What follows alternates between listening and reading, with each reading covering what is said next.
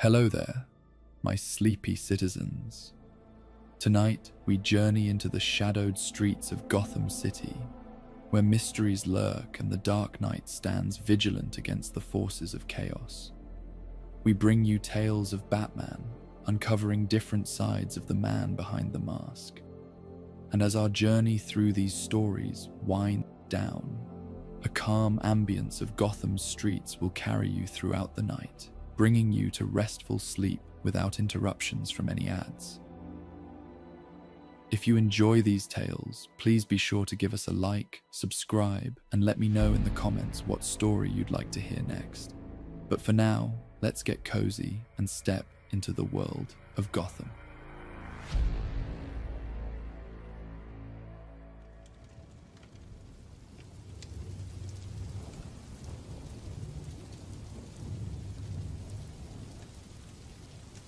Twilight settled over Gotham like a weary sigh, painting the sky in watercolor hues of amber and violet.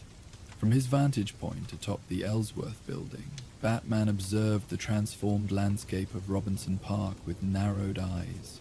What had once been a manicured urban sanctuary now resembled a primeval jungle, its borders defined by massive walls of interwoven vines and roots that had erupted through concrete and asphalt in defiance of the city's architectural construction. Oracle, satellite thermal imaging of Robinson Park, Batman requested, his voice low and measured in the gathering darkness. Coming through now, Barbara Gordon's voice replied in his cowl. The internal temperature of the park is nearly 15 degrees warmer than the surrounding city blocks. The vegetation has created its own microclimate. In less than 48 hours, poison ivy had transformed Robinson Park into something unrecognizable, a botanical fortress with living walls that grew higher by the hour. City services had been cut off, police barricades established at a safe distance, and negotiators had tried unsuccessfully to establish communication. "Any movement from the hostages?" Batman asked, adjusting his cowl's optics to scan for heat signatures. "Still concentrated in the central pavilion," Oracle confirmed. 7 distinct signatures, consistent with Councillor Reeves and his staff. Vitals appear stable, but there's been no communication since Ivy's video ultimatum. Batman recalled the footage that had dominated Gotham's news cycles. Pamela Isley, resplendent on a throne of flowering vines, her skin with the slight green tint that manifested when her powers were at their peak. Behind her, the frightened but unharmed council members sat surrounded by gently swaying vegetation. "Your city chokes on its own waste," she had declared, her voice simultaneously seductive and commanding. "You draft meaningless environmental regulations while signing permits for factories that poison our groundwater. The time for half measures is over." Her ultimatum was simple: comprehensive environmental legislation to be drafted and passed within 3 days, or the hostages would become permanent residents of her green domain. "GDPD's planning a tactical assault at dawn," Oracle continued. "Commissioner Gordon is stalling, but the mayor's under pressure to resolve this quickly." "A direct assault would be disastrous," Batman replied. "Ivy's powers are amplified within her domain. She'd sensed their approach long before they breached the perimeter." He studied the undulating wall of vegetation, noting how it pulsed slightly, as if breathing. Ivy had grown more powerful in recent months. Her connection to the green, the elemental force that connected all plant life, strengthening in ways that concerned even the Justice League. This was no mere hostage situation. It was an ecological revolution with Pamela Isley as its radiant, vengeful goddess. "I'm sending you updated atmospheric readings," Oracle said. "The pollen count inside the park is off the charts. Some of these compounds aren't in any database. Likely psychoactive, definitely designed to enhance Ivy's pheromone control." Your standard rebreather won't be sufficient. Batman touched the utility compartment at his belt. Understood. I'll make a stop at the Batcave before infiltration. Bruce, Oracle's voice softened slightly. Her demands aren't entirely unreasonable. The environmental package she's demanding would actually benefit Gotham long term. It would, he acknowledged, but yielding to ecological terrorism sets a dangerous precedent. And Ivy's version of environmental balance leaves little room for human needs. He paused, watching as a flock of birds settled into the canopy of mutated trees. Besides, this isn't about legislation. Not really. What do you mean? She wants validation, recognition that her concerns have always been legitimate. The counselor represents everything she despises. Bureaucracy that acknowledges problems but takes minimal action. This is personal for her. The last rays of sunlight slipped behind Gotham's western skyline, plunging the city into darkness. Within the park, bioluminescent flowers began to glow in purples and blues, creating an otherworldly landscape that pulsed with life. I'm going in after midnight, Batman decided. The hostages have been unharmed so far, but Ivy's patience isn't infinite. I'll alert Alfred to prepare the botanical countermeasures, Oracle replied. And Bruce, be careful. Ivy's different this time, more committed. So am I, Batman answered simply, before launching himself into the gathering darkness. The Batcave hummed with quiet efficiency as Bruce made his final preparations.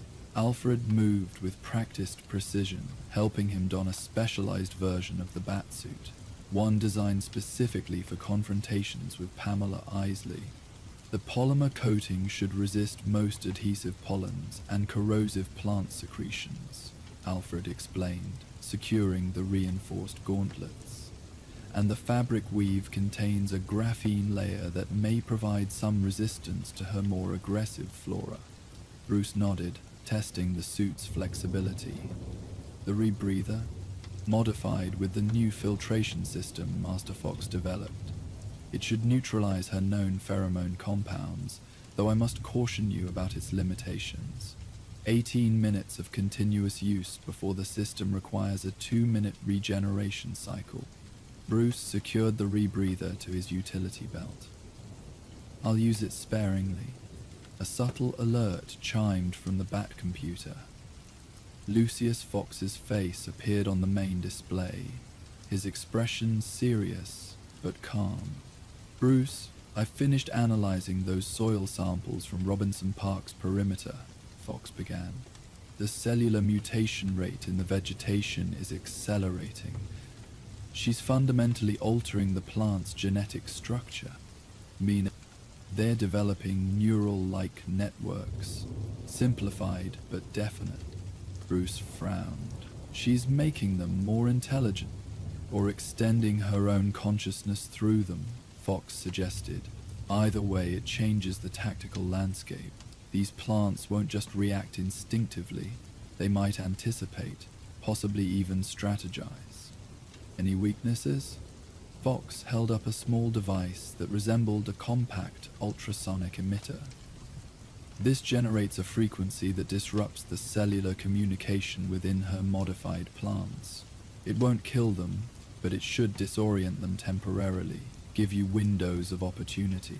The range is limited, 3 meters at most, and it's a prototype, so use it sparingly. Bruce nodded. Have it sent to the usual drop point. More thing, Fox added. The bioluminescence we're seeing in the park isn't just for show. The light wavelengths appear to be part of how she's controlling the plant network. Your cowl's visual filters should help you see patterns that might reveal weaker points in her defensive grid. As the communication ended, Alfred handed Bruce a small case containing several specialized batarangs and a set of capsules in varying colors. Cryogenic compounds for the more aggressive specimens, Alfred explained.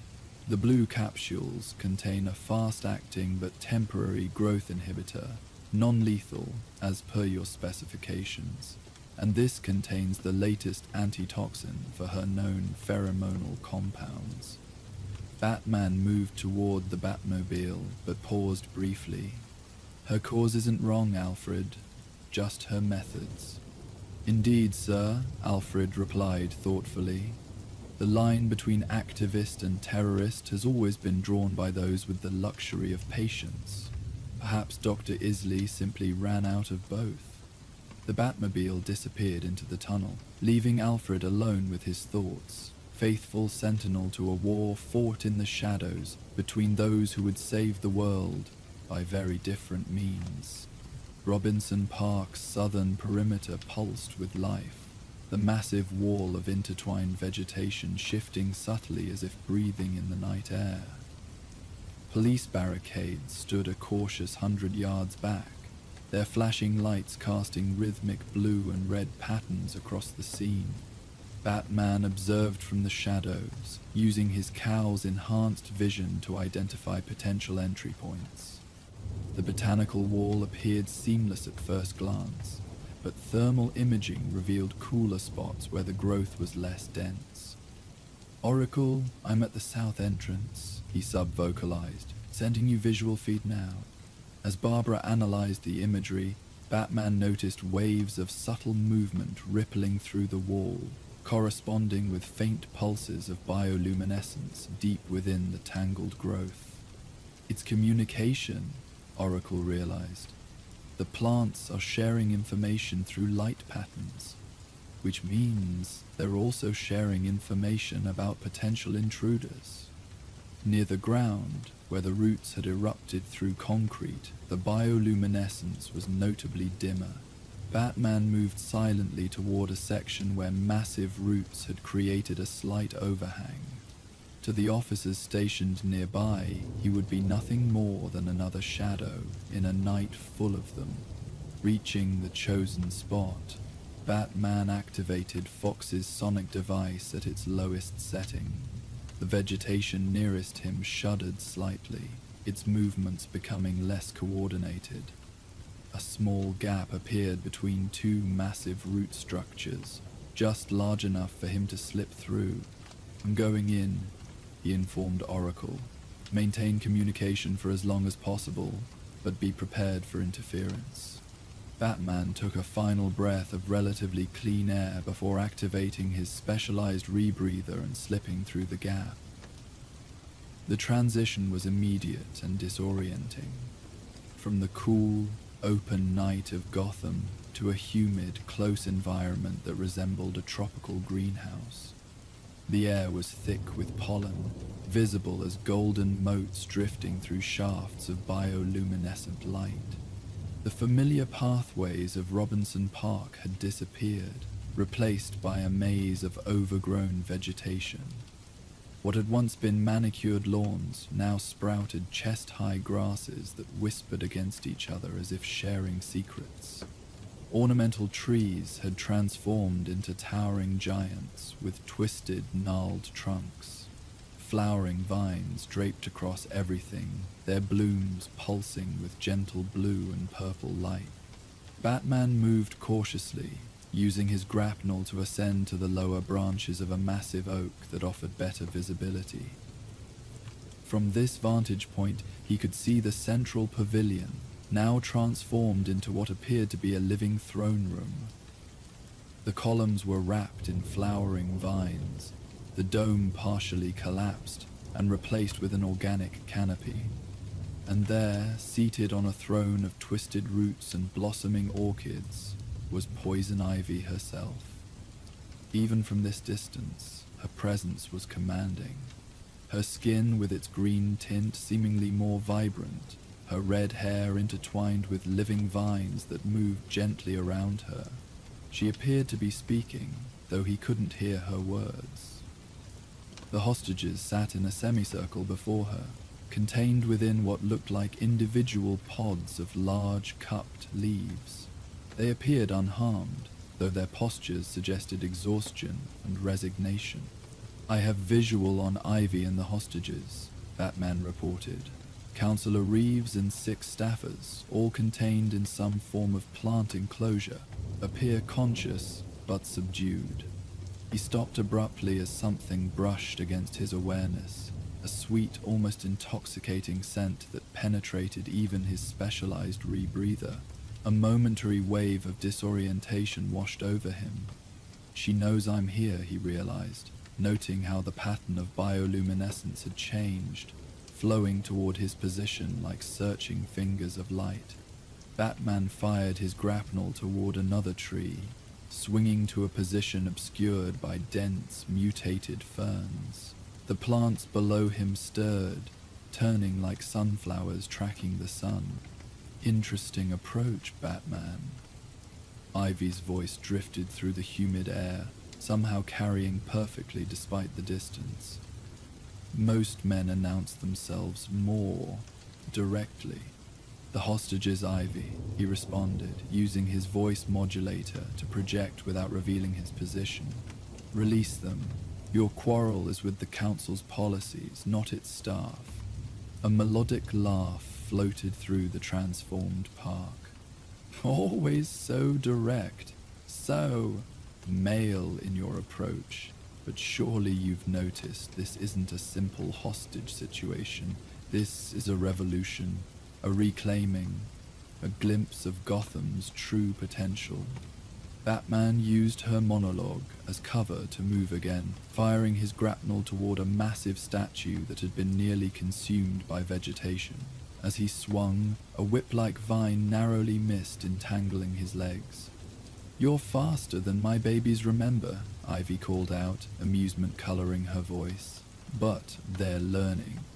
Landing on the statue's shoulder, Batman could now see the pavilion clearly. The hostages were indeed alive, though their expressions were dazed, suggesting exposure to Ivy's pollen. Counselor Reeves appeared the most affected, his eyes unfocused. They're being drugged, Batman sub-vocalized to Oracle, pollen-based, likely enhancing her suggestibility compounds. Whether Oracle received his message was unclear, as no response came through his cowl. He was on his own, standard operating procedure, but complicated by the living, responsive environment that seemed to function as an extension of Ivy's consciousness. The legislation she's demanding, Batman called out, moving again as vines began to creep up the statue toward him. It would take months to implement properly. Release the hostages and I'll ensure the council considers your proposals. Considers? Ivy's voice sharpened, and the plants throughout the park responded, their movements becoming more agitated. They've been considering since before you wore that cape, Dark Knight. Considering while our rivers turn toxic. Considering is what politicians do instead of acting. Batman dropped from the statue just as vines engulfed the spot where he'd been standing. He rolled through undergrowth that reached for him with thorny tendrils, deploying a small canister that released a cloud of growth inhibitor. The plants recoiled, their movements momentarily sluggish. Your methods won't bring lasting change, he persisted, moving steadily closer to the pavilion through the momentary gap. They'll bring military intervention. Scorched earth policies. Is that what you want for your baby? A massive mutated pitcher plant erupted from the ground before him, its mouth yawning wide to reveal digestive fluids that steamed in the cool night air. Behind it, more carnivorous growths emerged, forming a living barrier between him and the pavilion. What I want, Ivy replied, her voice suddenly closer, is respect for the natural order, something your precious civilization has forgotten. She appeared atop a ridge of roots that had risen from the ground like a natural stage. The vines in her hair had grown more numerous, and her skin seemed to pulse with the same bioluminescence as the plants around her. Her eyes, brilliant green and unnaturally bright, fixed on him with predatory focus. You've always understood, haven't you? she continued, moving with fluid grace as plants bent to form steps beneath her feet. More than the others. You see the balance that's been destroyed, yet you still serve a system that prioritizes quarterly profits over planetary survival. Batman stood his ground as the circle of carnivorous plants tightened around him. His hand moved subtly toward his utility belt, fingers finding the specialized batarangs. I serve justice, he corrected her. And taking innocent people hostage isn't justice, Pamela. It's terrorism. Something flickered across her expression, a momentary hesitation, perhaps even doubt, before her features hardened again. Terrorism? Is that what you call it when nature reclaims what was stolen? When the voiceless finally find a champion? Look around you, Batman. This isn't destruction. It's creation. At what cost? He challenged. The people you're holding, they have families, children. They're not abstractions, Pamela. They're individuals with as much right to life as your plants. My plants don't poison watersheds or clear-cut forests, she retorted, but there was a defensive note in her voice now. Batman took a calculated risk. Neither does Maria Chen. Ivy paused. Who? Councillor Reeves' chief of staff. The woman you've encased in flowering purple pods. She has 2 children and a dissertation on sustainable urban ecosystems. She spent her career trying to implement exactly the kind of changes you're demanding, working within a system designed to resist those changes. This was the gambit, appealing to the scientist and environmental crusader that still existed beneath Ivy's increasingly radical exterior. Pamela Isley had once been a brilliant botanist, driven to extremism by a combination of chemical exposure and genuine ecological concern. Ivy's expression flickered again, and she glanced back toward the pavilion, her gaze finding the woman Batman had mentioned. The hesitation lasted only seconds before her resolve visibly hardened again. Ally in a den of enemies means little, she declared, though with less certainty than before. The Council has voted down every meaningful environmental protection for the past decade. Words and proposals and studies accomplish nothing. Only direct action brings change. Then target those responsible, Batman pressed, sensing a potential opening. Not their staff, not people who share your goals, but disagree on methods. The Council will never pass your legislation under duress, he continued. Even if they appear to yield, they'll reverse course the moment the crisis ends. You know this, Pamela. Coercion creates resistance, not conversion. For a moment, genuine conflict showed in her expression. The scientist wrestling with the zealot, reason against righteousness. The carnivorous plants surrounding Batman wavered in their advance, mirroring her indecision. Then something hardened in her eyes. Enough philosophy, she snapped. You've come for the hostages. Take them, if you can reach them. She gestured sharply, and the vegetation between Batman and the pavilion erupted into frenzied growth. Vines shot from the ground like striking serpents. Thorny branches whipped toward him from all directions, and clouds of golden pollen filled the air. Batman activated Fox's sonic device at full power, creating a momentary bubble of disorientation among the aggressive flora. Using that brief advantage, he fired his grapnel toward the pavilion's dome and launched himself upward.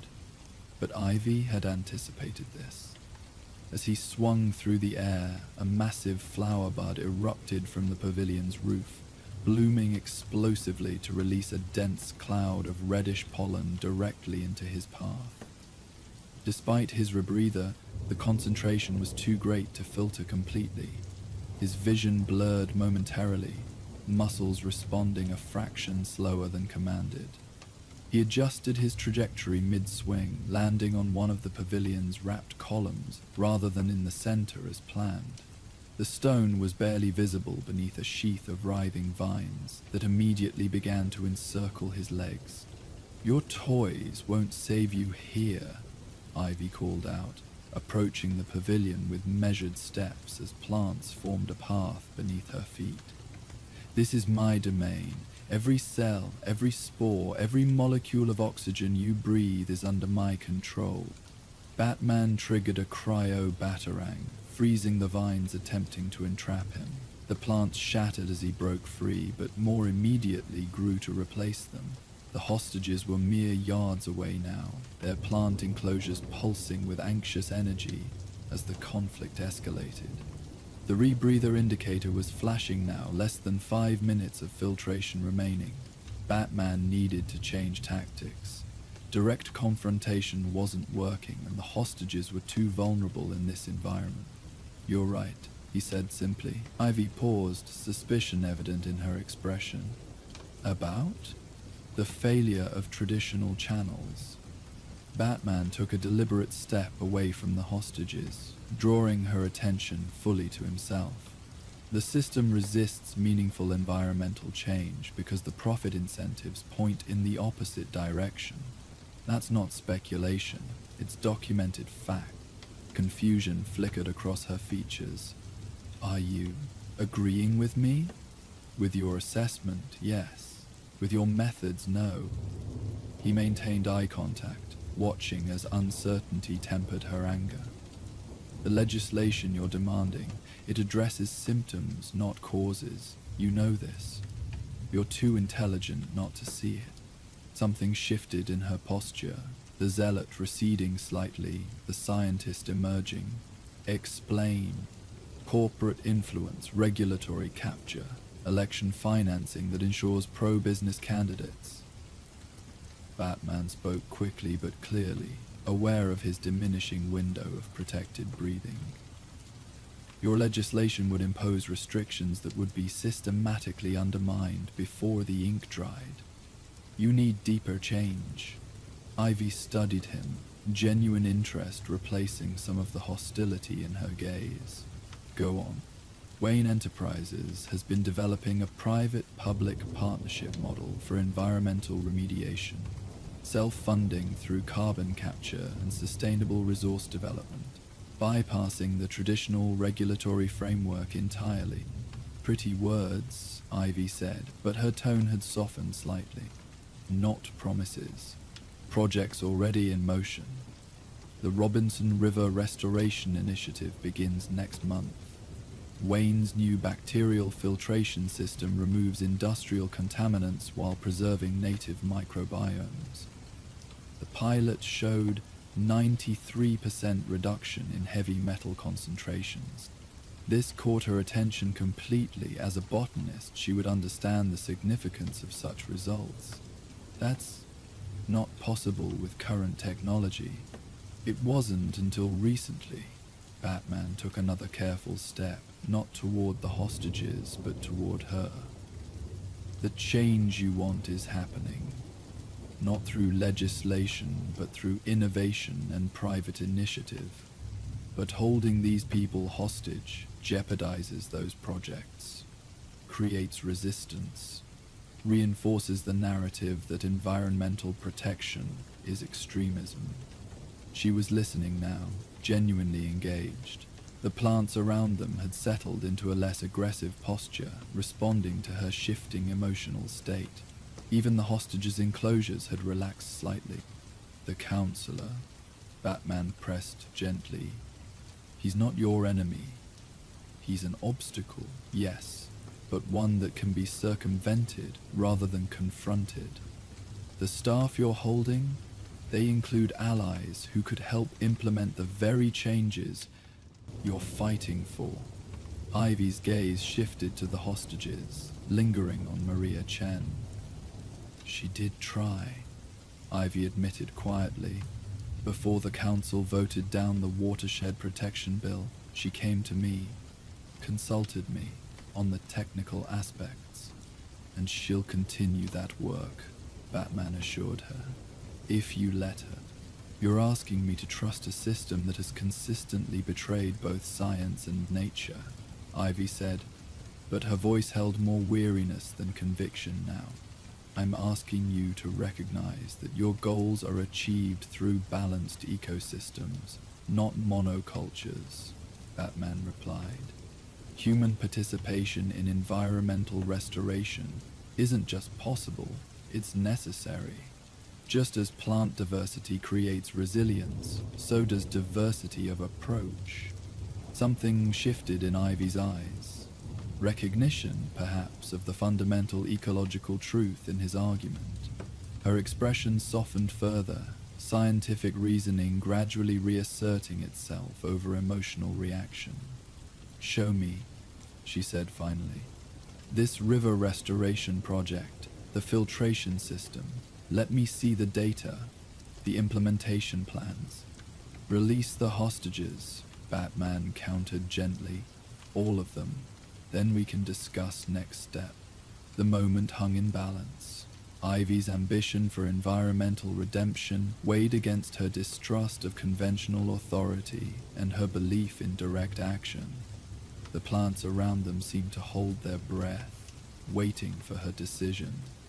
Finally, she raised her hands in a graceful gesture, and the plant enclosures around the hostages began to unfurl, releasing them from their captivity. They stumbled free, disoriented but largely unharmed.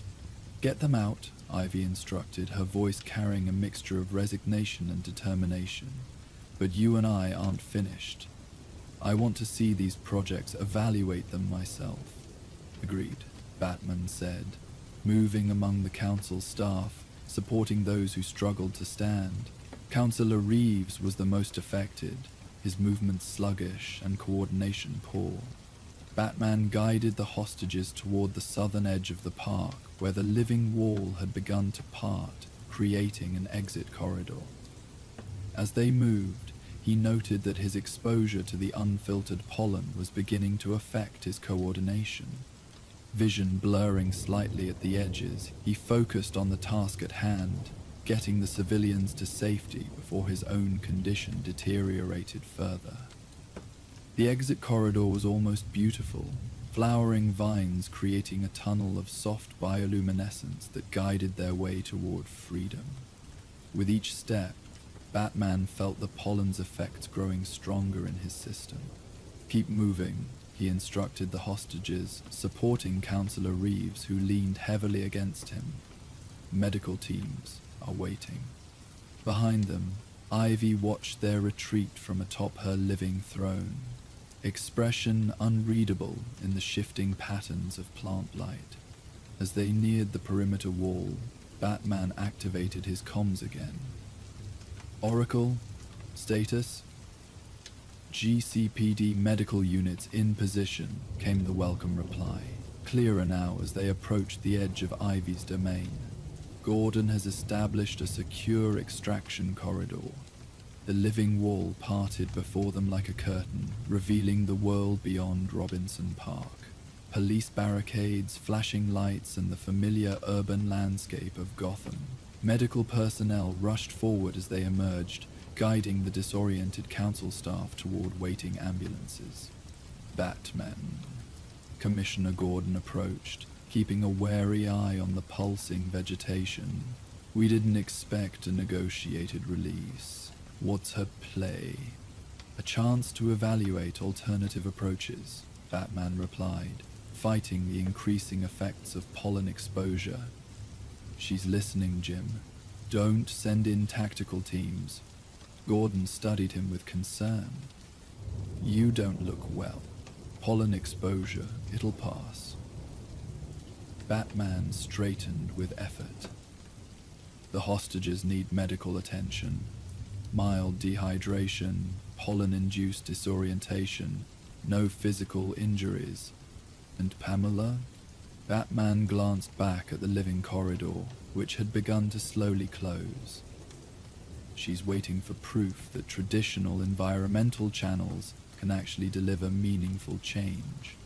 Gordon's expression was skeptical. And if they can't? Then we'll have a much bigger problem than one park, Batman acknowledged. She's becoming more powerful, Jim, more connected to the green. What we've seen here is a fraction of what she could do if fully provoked. The mayor's demanding a full assault at dawn, military support, defoliants, the works. Stall him, Batman instructed. 24 hours. I have a different approach. Gordon nodded reluctantly. 24 hours. But if she makes any aggressive moves, she won't, Batman said. Not if we give her reason to believe in alternatives. Dawn found Bruce Wayne in the Batcave's laboratory section, still working despite Alfred's increasingly pointed suggestions about the benefits of rest. The samples collected from the hostages had proven enlightening. Ivy's new pollen compounds were significantly more sophisticated than previous versions. Fascinating, Lucius Fox commented, studying the molecular models displayed on the main screen. She's created a targeted neurochemical that affects specific receptors associated with susceptibility to suggestion, while leaving critical thinking partially intact. Not mind control exactly, more like enhanced persuasion? Bruce nodded, rubbing his reddened eyes. I need something to demonstrate good faith to Ivy tonight. The river restoration project is real, but still largely conceptual. She'll need more than proposals. Perhaps, Lucius suggested thoughtfully, what Dr. Isley needs is not just evidence of environmental projects, but acknowledgement of her own expertise. Bruce looked up, interest piqued. Go on. Wayne Enterprises' bioengineering division has been struggling with the bacterial delivery system for the river cleanup. Our current methods achieve the 93% contaminant reduction, but the bacterial colonies don't self-sustain as theorized. What we need is a specialist in plant bacterial symbiosis, someone exactly like Pamela Isley, Bruce realized. Before her transformation, Dr. Isley was publishing groundbreaking research in exactly this field, Lucius confirmed. She understands things about plant microbe interactions that our team hasn't been able to replicate. You're suggesting offering her collaboration rather than just showing her our work? Precisely, Lucius said with satisfaction. Don't just show her what Wayne Enterprises is doing for the environment. Invite her to improve it. Alfred nodded approvingly, a most elegant solution, acknowledging both her grievances and her expertise in one gesture. It could work, Bruce acknowledged, but we'll need something tangible tonight. I believe I have just the thing, Lucius smiled.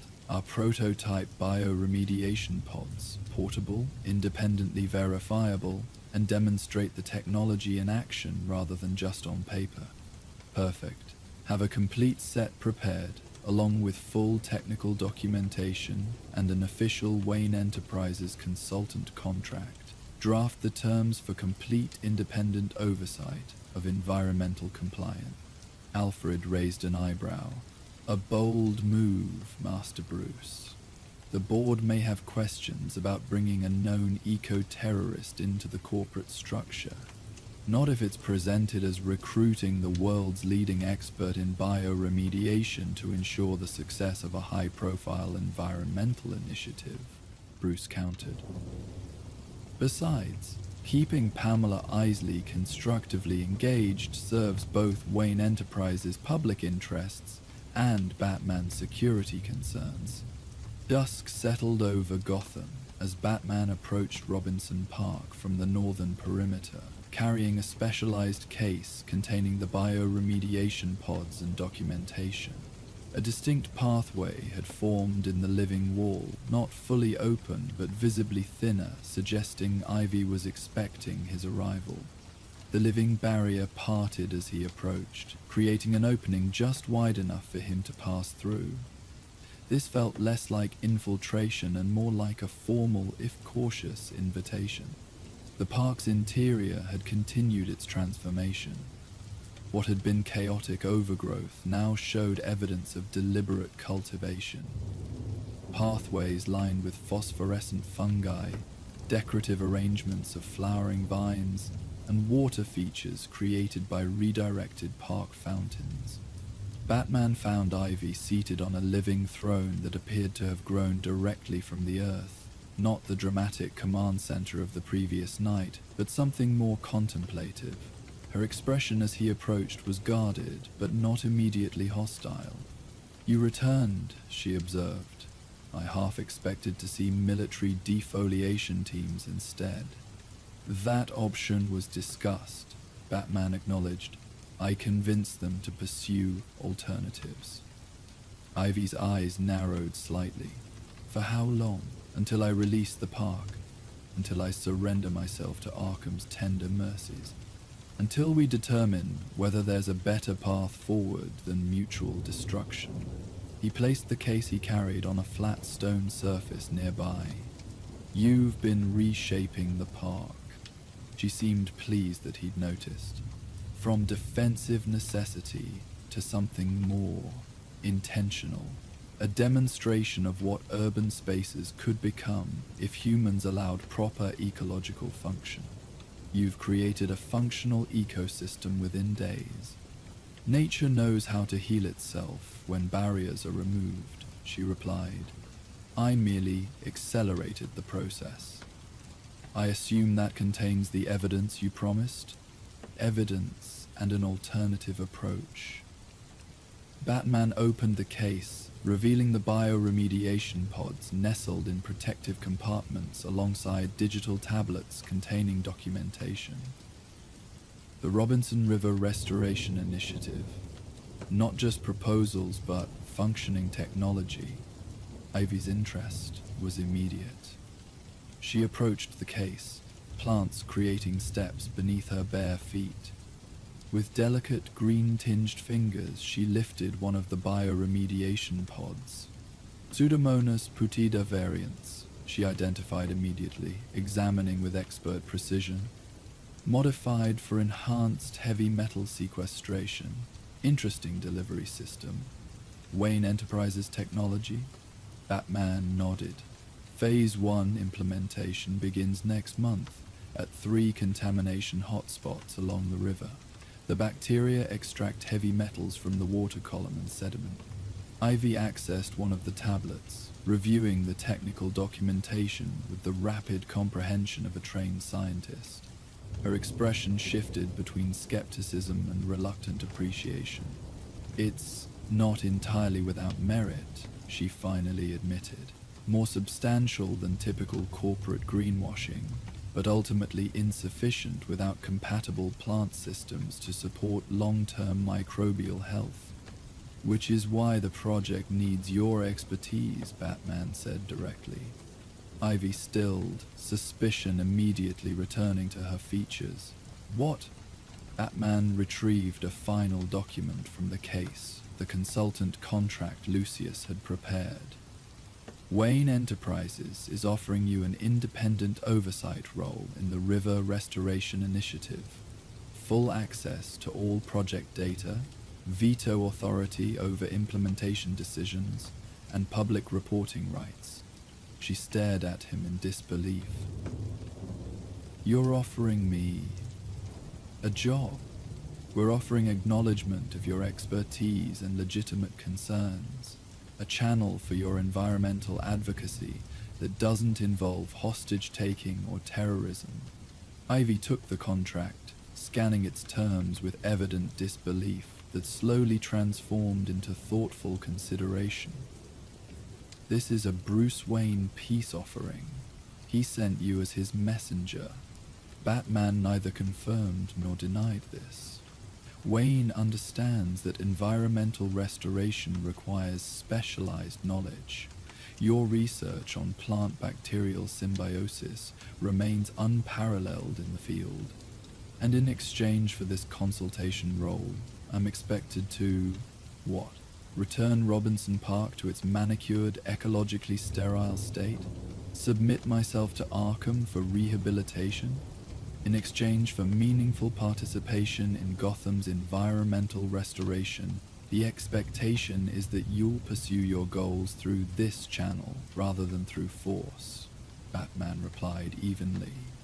The park's future would be part of broader negotiations once you've verified the legitimacy of the restoration initiative. Why should I trust Wayne Enterprises? She asked finally. Or any corporate entity? Their environmental record is built on broken promises and regulatory manipulation, which is precisely why the contract includes independent verification rights and public reporting authority, Batman pointed out. You wouldn't be trusting Wayne, you'd be verifying, monitoring, and holding them publicly accountable. And the legal charges currently pending against me. Commissioner Gordon has indicated willingness to recommend psychiatric supervision rather than incarceration, provided the hostage situation resolves peacefully and you commit to non-violent advocacy going forward. She studied him carefully. You're offering me legitimacy, a seat at the table I've been trying to overturn. Why now? Why after all these years of conflict? Because Gotham's environmental challenges have reached a critical point where neither conventional regulation nor radical action alone can address them, Batman replied honestly. And because your demonstrated abilities in this park prove you could contribute to solutions if given appropriate channels. Ivy looked around at the transformed environment she had created, a testament to both her power and her vision. The entire park seemed to breathe with her contemplation. I would require amendments to this contract, she said finally. Specific guarantees about implementation timelines, transparency mechanisms, and independent verification procedures. Batman felt a carefully controlled surge of hope. Those can be negotiated, and this park remains a demonstration project under my supervision, not returned to its previous state, but adapted into a model of urban ecological restoration that the public can experience and learn from. Limited public access initially, expanding as safety parameters are established. Educational components highlighting ecological principles demonstrated in the park. Ivy nodded slowly, decision crystallizing in her expression. I will review your river initiative data thoroughly. If it proves as substantial as presented, I am willing to consider this alternative approach. She fixed him with an intense gaze. But understand this, Batman. I haven't abandoned my principles or goals. I'm simply exploring whether they might be achieved through means that don't require immediate confrontation. Understood, Batman acknowledged, relief carefully masked. The next step is demonstrating good faith by allowing limited access to city officials to verify conditions in the park. Ivy tensed visibly at this, plants around them responding with subtle defensive movements, not bulldozers and defoliation teams. Environmental assessment specialists, Batman clarified, to document what you've created here, not destroy it. She considered this, then made a decisive gesture. The living wall that had surrounded the park began to shift, opening multiple controlled access points around the perimeter. Tell Gordon his specialists may enter at the west entrance, she decided, unarmed with documentation equipment only. I will escort them personally. Batman nodded. I'll convey your terms. This is an opportunity, Pamela, for both sides to move beyond the cycle of ecological damage and radical response. She studied him with those unnaturally vibrant green eyes. Perhaps it's simply a new battlefield for the same fundamental conflict. She touched a flowering vine affectionately. But my children are patient. They understand that some victories require seasons of growth, not moments of force. As Batman prepared to depart, Ivy added one final thought.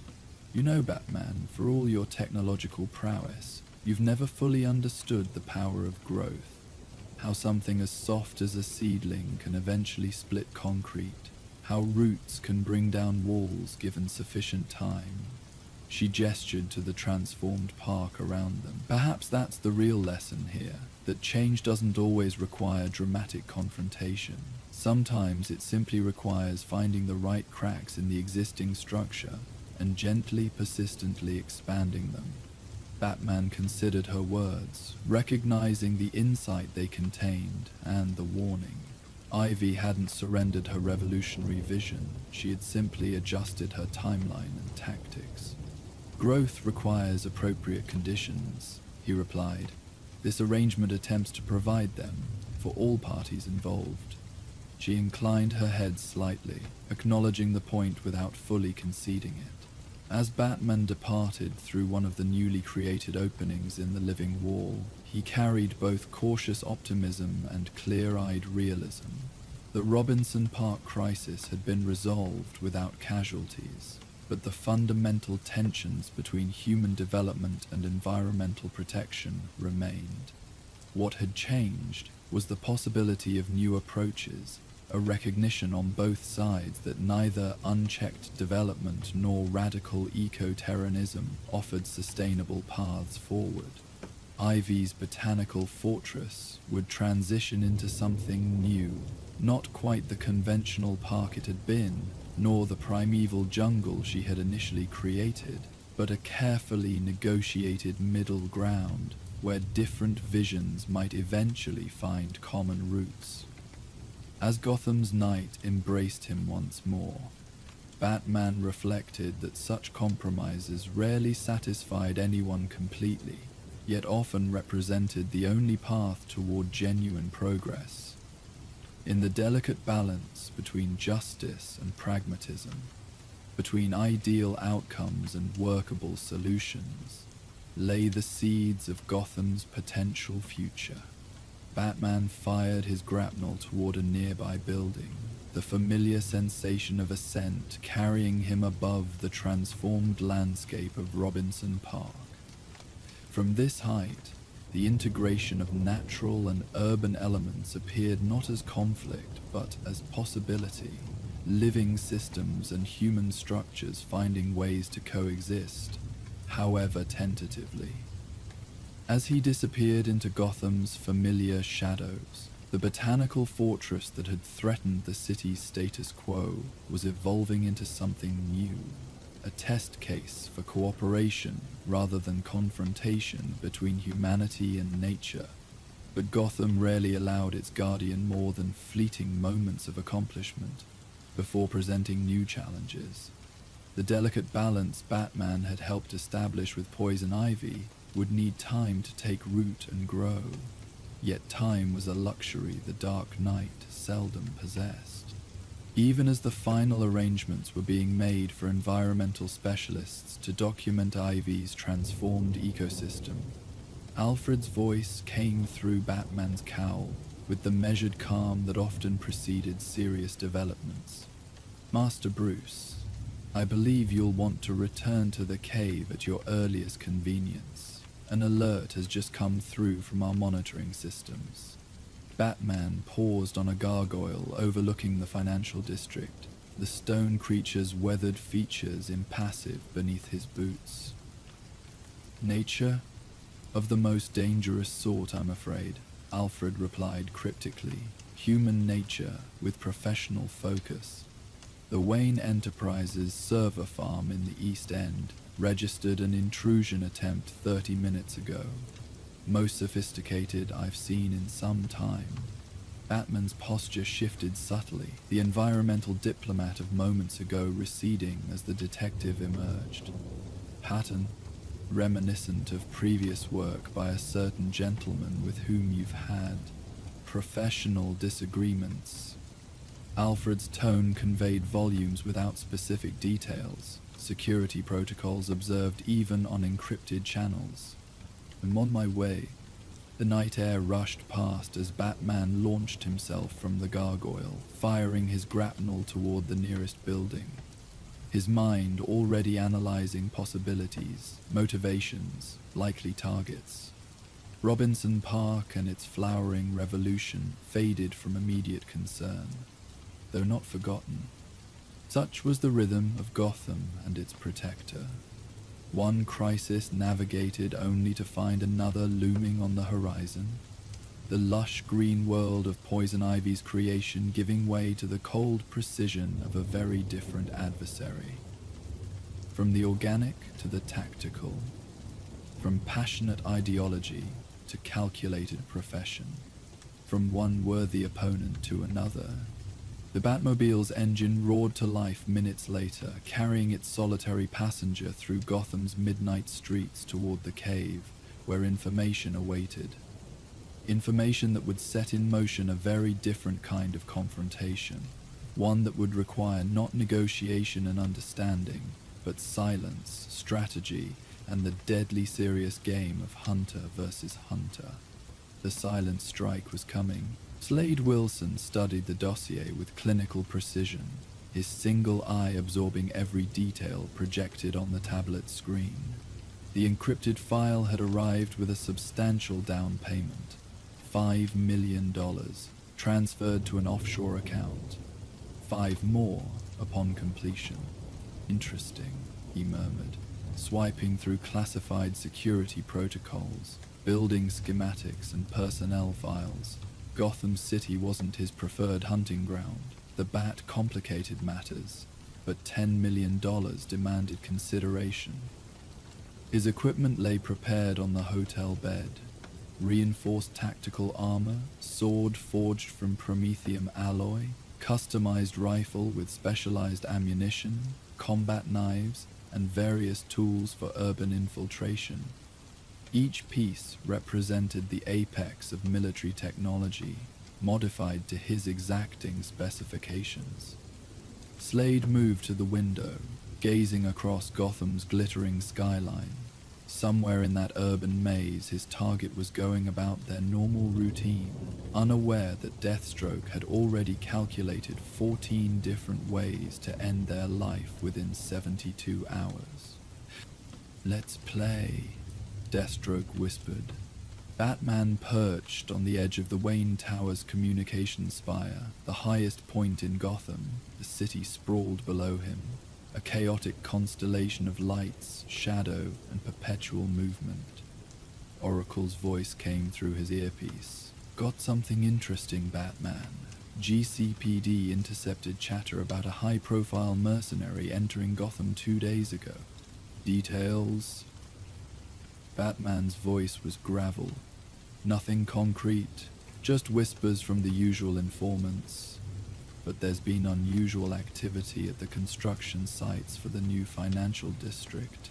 Security cameras disabled. 2 guards found unconscious but alive. Send me the locations. Already uploaded to your HUD. There's more. Commissioner Gordon received an anonymous tip about a potential assassination. No specifics on the target, just that it's scheduled within the next 72 hours. Cross-examine the construction sites with potential high-value targets in that sector. My algorithm flags 3 possibilities.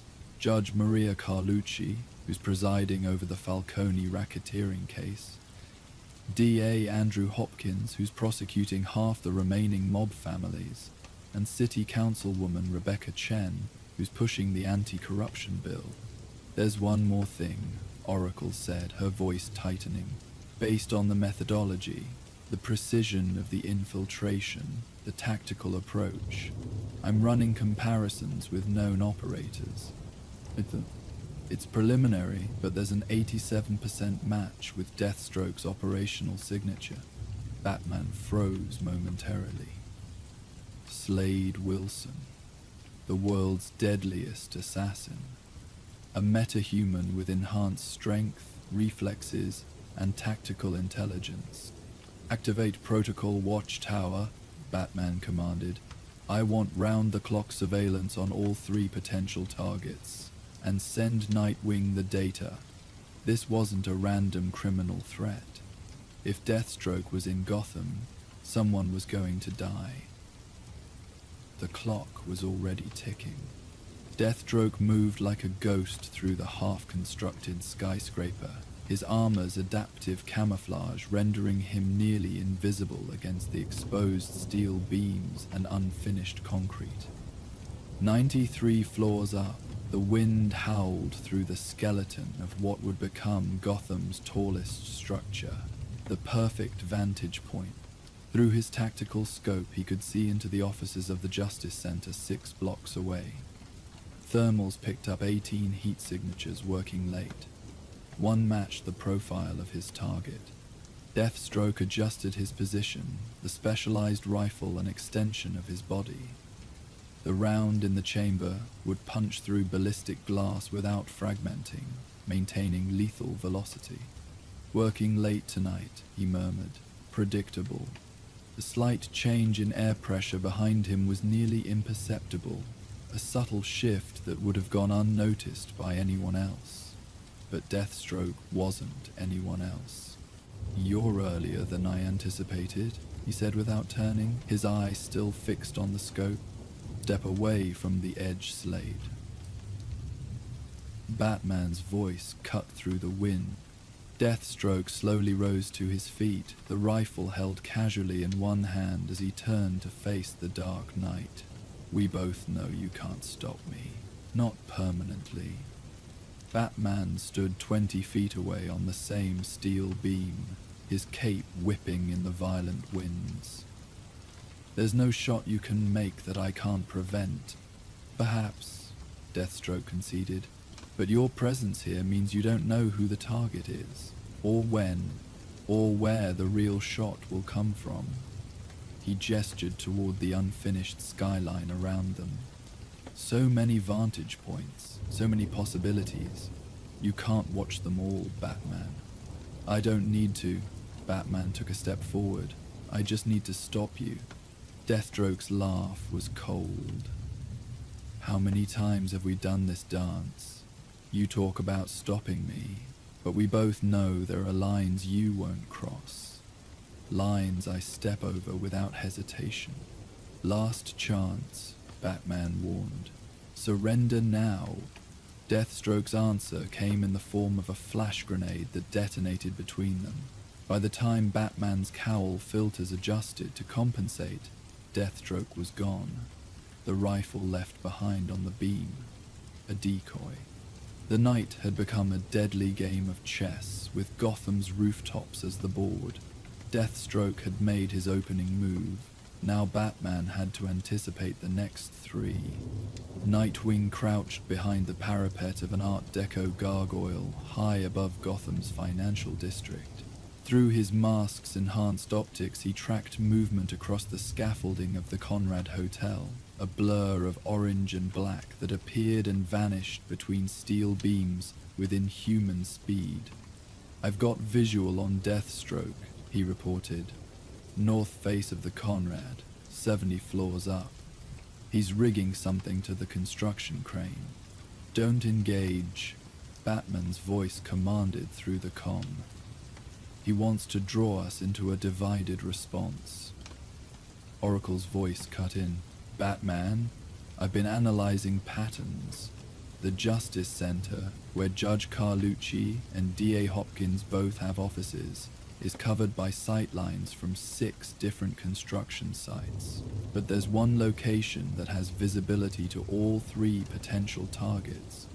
The Gotham Royal Hotel," Batman concluded. "Exactly. The penthouse suite was reserved yesterday under a shell company, paid in cryptocurrency." Batman landed on the Gotham Royal Hotel's maintenance level, silently entering through a service door. The building's security system registered his presence before going into a controlled shutdown, Oracle's work providing him clear access. Inside, the penthouse was dark except for the ambient glow of Gotham's skyline through floor-to-ceiling windows. Batman scanned the space, detecting nothing but immaculate luxury furniture. Then his cowl's enhanced vision caught it, micro-projectors hidden in corners of the room, a holographic setup. Batman pivoted just as the hidden door to the master bedroom swung open. "I wondered when you'd figure it out," Deathstroke said, stepping into view. He wore his full combat armor but was conspicuously without his trademark sword or firearms. "Though I expected you 20 minutes ago." "You're slipping, Detective." Batman's eyes narrowed. "Where's the real target, Slade?" "You still don't see it?" Deathstroke shook his head. "For the world's greatest detective, you've missed the obvious." "Enlighten me." Deathstroke gestured toward the window with its panoramic view of Gotham. 3 high-profile potential targets, all with powerful enemies, all suddenly under protection because of an anonymous tip. He turned his masked face toward Batman. "Tell me, who benefits when a city's elite security apparatus is focused entirely on 3 specific locations?" Realization hit Batman like an electric current. "The targets are decoys." "Finally," Deathstroke said, almost sounding disappointed. "While Gotham's finest protect a judge, a district attorney, and a councilwoman, the real target is somewhere else entirely," Batman finished. "This was misdirection from the beginning." "Not entirely." Deathstroke rolled his shoulders, subtly preparing for combat. "The contract is very real, and it will be completed tonight." Batman's hand moved to his utility belt. "Who's the target?" "That would be telling," Deathstroke replied. "But I can offer you a choice.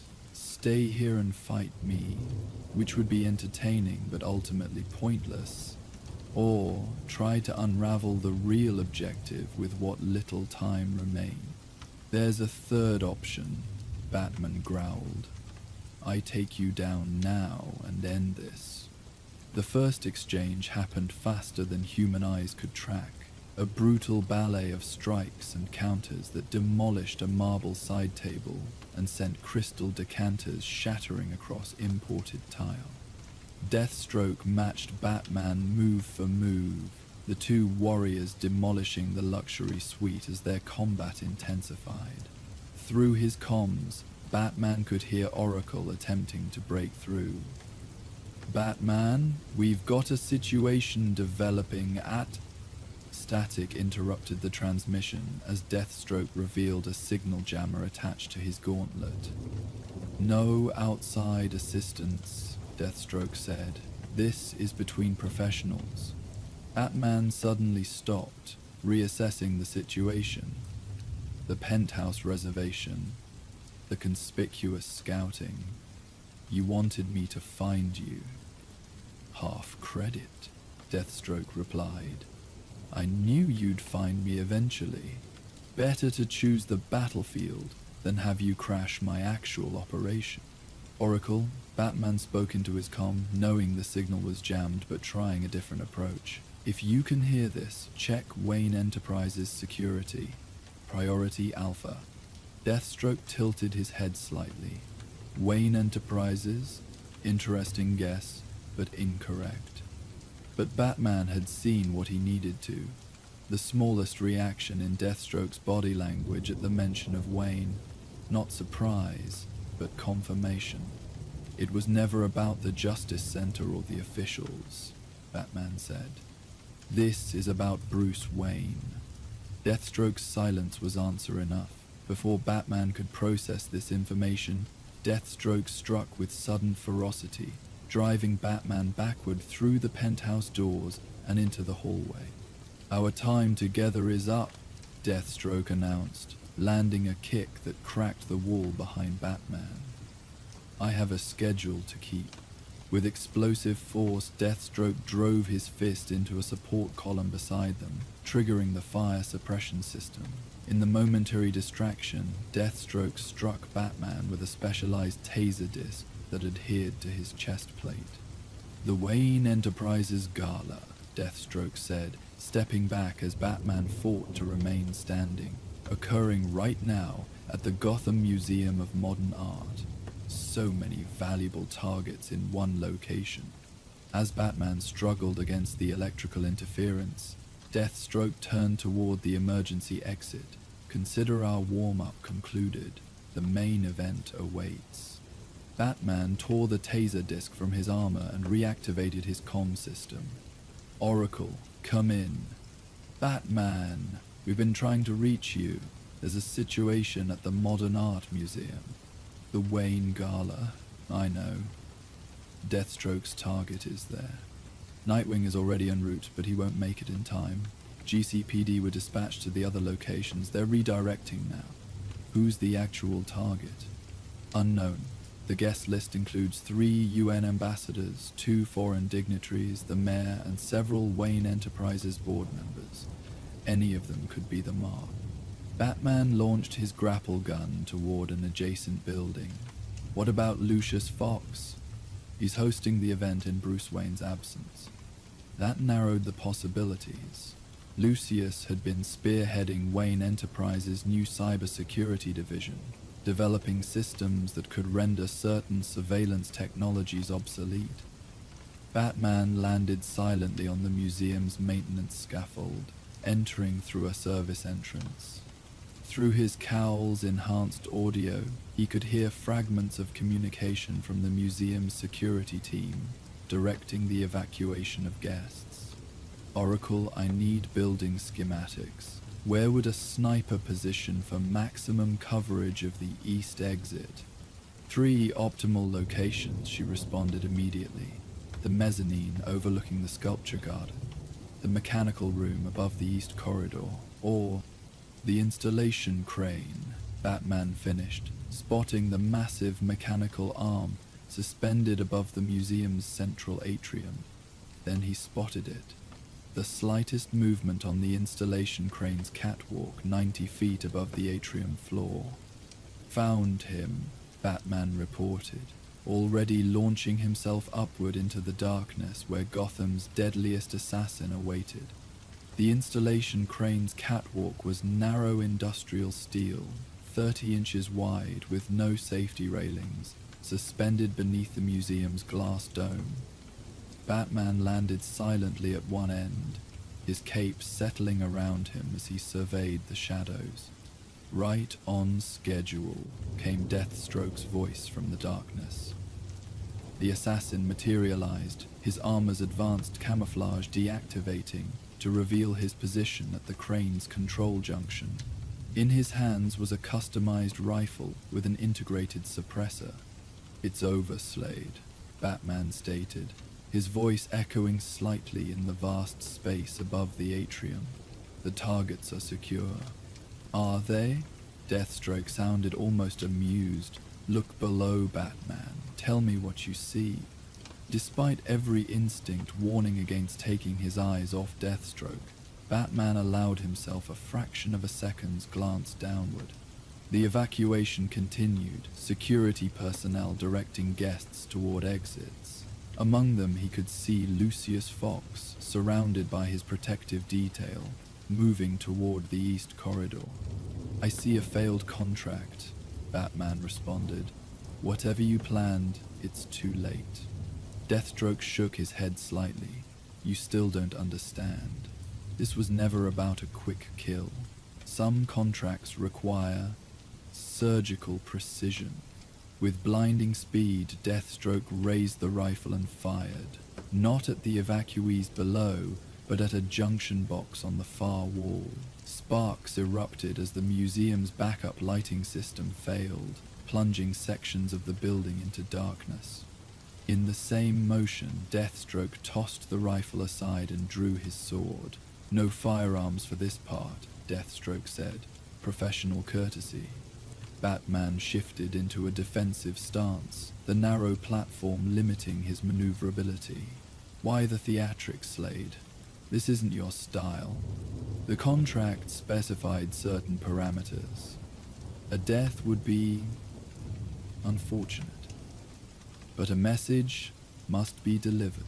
Before Batman could process this information, Deathstroke attacked with devastating precision. The catwalk swayed dangerously as the two combatants exchanged a flurry of strikes. Batman deflected another sword strike with his gauntlet's reinforced blades. Who hired you? He demanded. Someone who understands your true identity, Bruce Wayne. The words landed with more impact than any physical blow. Batman's momentary shock created an opening that Deathstroke exploited, landing a kick that sent Batman skidding backward along the catwalk. Yes, Deathstroke confirmed. My client knows. An interesting leverage point, wouldn't you agree? What's the real contract? Batman demanded, regaining his footing. To confirm that Bruce Wayne and Batman are one and the same, and to deliver a message. Withdraw from the Werner acquisition, or your secret becomes public. The Werner Technologies deal. A small but brilliant cybersecurity firm that Wayne Enterprises was poised to acquire. Their quantum encryption methods would revolutionize digital security, and apparently threaten someone powerful enough to blackmail Bruce Wayne. Corporate espionage isn't your usual domain, Batman observed, looking for an opening in Deathstroke's guard. $10 million buys considerable domain expansion, Deathstroke replied. Now, shall we conclude our business, accept the message, and this ends tonight? Refuse? The threat hung in the air between them. Your client made a critical error, Batman stated flatly. Oh, he sent you. With explosive speed, Batman threw 3 batarangs simultaneously, not at Deathstroke, but at strategic points on the crane's support structure. The catwalk lurched violently as one section detached. Deathstroke maintained his balance perfectly on the now tilting platform, but the distraction gave Batman the opening he needed. He launched himself forward, cape spread wide to control his trajectory as he collided with Deathstroke at full force. Both men went over the edge of the catwalk, plummeting toward the atrium, 90 feet below. Time seemed to slow as Batman and Deathstroke fell through the open space of the atrium. With practiced precision, Batman fired his grapple gun toward an overhead beam, the line going taut and changing their trajectory. Deathstroke, never unprepared, had already deployed a specialized grappling device of his own. The 2 lines crossed in midair, tangling momentarily before both men swung in opposing arcs toward the massive abstract sculpture at the atrium's center. They crashed onto the installation, a modern piece consisting of interconnected metal platforms suspended at varying heights. Improvisation, Deathstroke commented, sounding genuinely impressed. Your specialty. Your client, Batman demanded, circling carefully on the unstable platform. Who is it? Professional confidentiality, Deathstroke responded, though I suspect you'll figure it out. The Werner Technologies acquisition threatens certain governmental surveillance capabilities. Draw your own conclusions. Batman narrowed his eyes. This goes beyond corporate espionage. Indeed, national security, some would argue. Deathstroke flexed his hand, and a secondary blade extended from his gauntlet. What message shall I deliver to my employer? That Batman refuses to comply? Or that Bruce Wayne will reconsider his business strategy? Tell them, Batman growled, that blackmail only works on those who have something to lose. Deathstroke tilted his head slightly. Everyone has something to lose, Batman. Even you. The assassin launched himself across the gap between platforms. Batman met him halfway, the 2 warriors colliding above the museum floor in a brutal exchange of strikes. They landed on the same platform, the metal surface groaning under their combined weight and momentum. The platform beneath them tilted dangerously as their combat stressed its suspension cables. You know, this changes nothing, Deathstroke said between strikes. If I fail, they'll simply hire someone else. Perhaps someone less selective about collateral damage. Batman caught Deathstroke's wrist mid-strike. Then I'll stop them too. Admirable, Deathstroke acknowledged, breaking Batman's grip with a counter technique, but unrealistic. You can't fight the entire intelligence apparatus. Watch me, Batman growled, landing a combination that drove Deathstroke backward toward the platform's edge. Time is running out, Batman. Make your choice. Already made. With that, Batman triggered a remote detonator. Small explosive charges severed the remaining support cables of the installation. The entire sculpture began to collapse, platforms dropping at different rates as their suspension failed. Deathstroke's single eye widened slightly, perhaps the only indication of surprise the assassin would ever show. Sacrificing the artwork to win the battle, not your usual approach. I bought the piece last week, Batman responded, already calculating his escape trajectory. As the platform gave way beneath them, both men leapt in different directions. The cacophony of metal striking marble echoed through the atrium as the multi-million-dollar installation crashed to the floor. The assassin had reached the mezzanine and was already moving toward an emergency exit.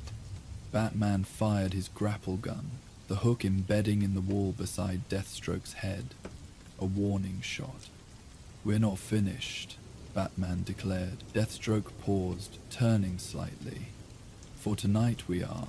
The message has been delivered, the confirmation obtained." He tapped a control on his gauntlet. "Your identity for the Werner acquisition. Consider the implications carefully, Wayne." Before Batman could close the distance between them, smoke pellets detonated across the mezzanine. By the time Batman reached the emergency exit, Deathstroke had vanished. The GCPD moved through the museum with practiced efficiency. Commissioner Gordon stood beside the ruins of the abstract sculpture, his weathered face illuminated by the harsh glare of police floodlights. Property damage, public endangerment, interfering with an evacuation, Gordon listed, not looking up as Batman emerged from the shadows.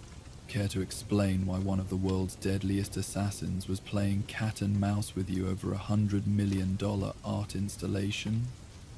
Deathstroke was hired to deliver a message to Bruce Wayne.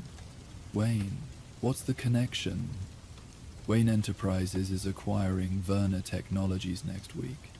Someone wants to prevent that from happening. Someone with enough resources to hire Deathstroke, Gordon mused. That narrows it down to about 50 possibilities, none of them pleasant. Across town, in the Batcave, Nightwing and Oracle waited as Batman arrived. Alfred stood nearby, his expression grave. "Master Bruce," Alfred began, "I've prepared the medical bay, assuming the usual post-Deathstroke requirements." Batman removed his cowl, revealing Bruce Wayne's face, tense with concentrated thought. "Just bruised ribs this time, Alfred. Deathstroke wasn't trying to kill me." "How comforting," Alfred remarked dryly. "Someone knows I'm Batman, and they hired Deathstroke to prove it," Bruce continued, moving to the central computer array where Oracle, Barbara Gordon, was already compiling data. Nightwing leaned against a console, his mask removed to reveal Dick Grayson's concerned expression. "Who has both that knowledge and the resources to hire Deathstroke?" "The list is unsettlingly long," Barbara responded. "Intelligence agencies, certain criminal organizations, rival corporations with government contracts. Focus on entities with interests in surveillance technology," Bruce directed.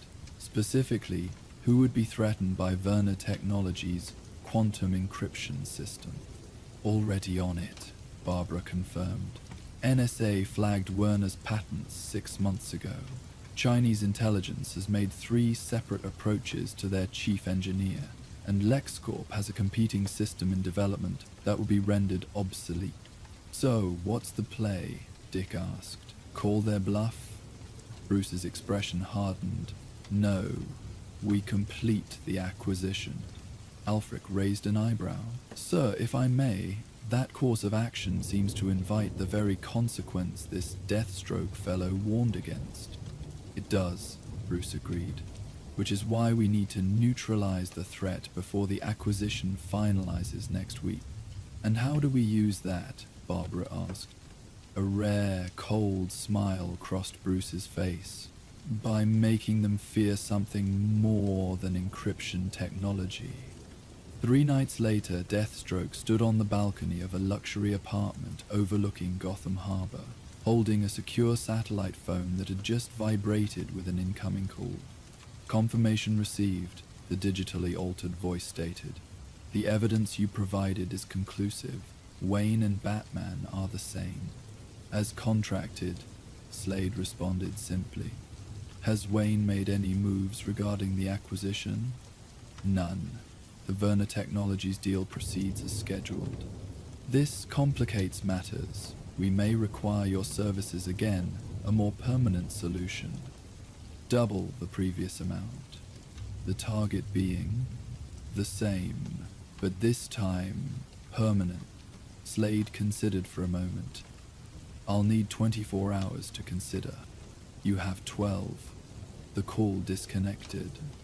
Slade placed the phone on a nearby table, turning to face the interior of the apartment. You can emerge now, he said calmly. The acoustical dampening field is active. They can't hear us.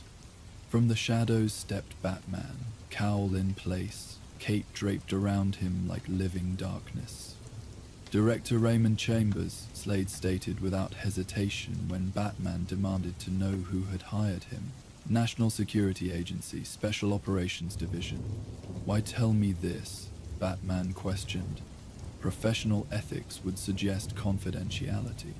Professional ethics also prohibit being manipulated into an assassination under false pretenses, Slade replied. Director Chambers has no authority to order a hit on an American citizen. No official channels would approve it, regardless of national security implications. He's operating outside official parameters, Batman concluded. With black budget resources and a private agenda, Slade confirmed. I don't appreciate being a pawn in internal intelligence community power struggles. What do you propose? I accept his contract, Slade said simply, and together, we ensure Director Chambers faces consequences for his extracurricular activities. No killing, Batman stated firmly. Agreed, Slade replied, for this operation.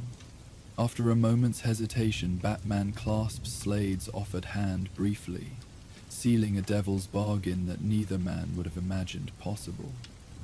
Director Chambers sat rigidly in his chair in the private dining room of an upscale restaurant. On one side stood Deathstroke, on the other, Batman. Between them, displayed on a secure tablet, was damning evidence of years of corruption, unauthorized operations, and conspiracy to commit murder. This is absurd, Chambers managed, his composed demeanor cracking.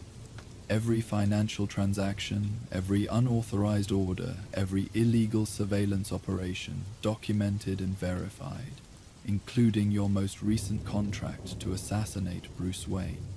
What do you want? Chambers finally asked, his voice tight with contained rage. 3 things, Batman stated. First, you will resign immediately, citing health concerns. Second, all surveillance and interference with Verna Technologies ends permanently. Third, you will return all funds received from defense contractors and provide complete documentation of which operations were compromised.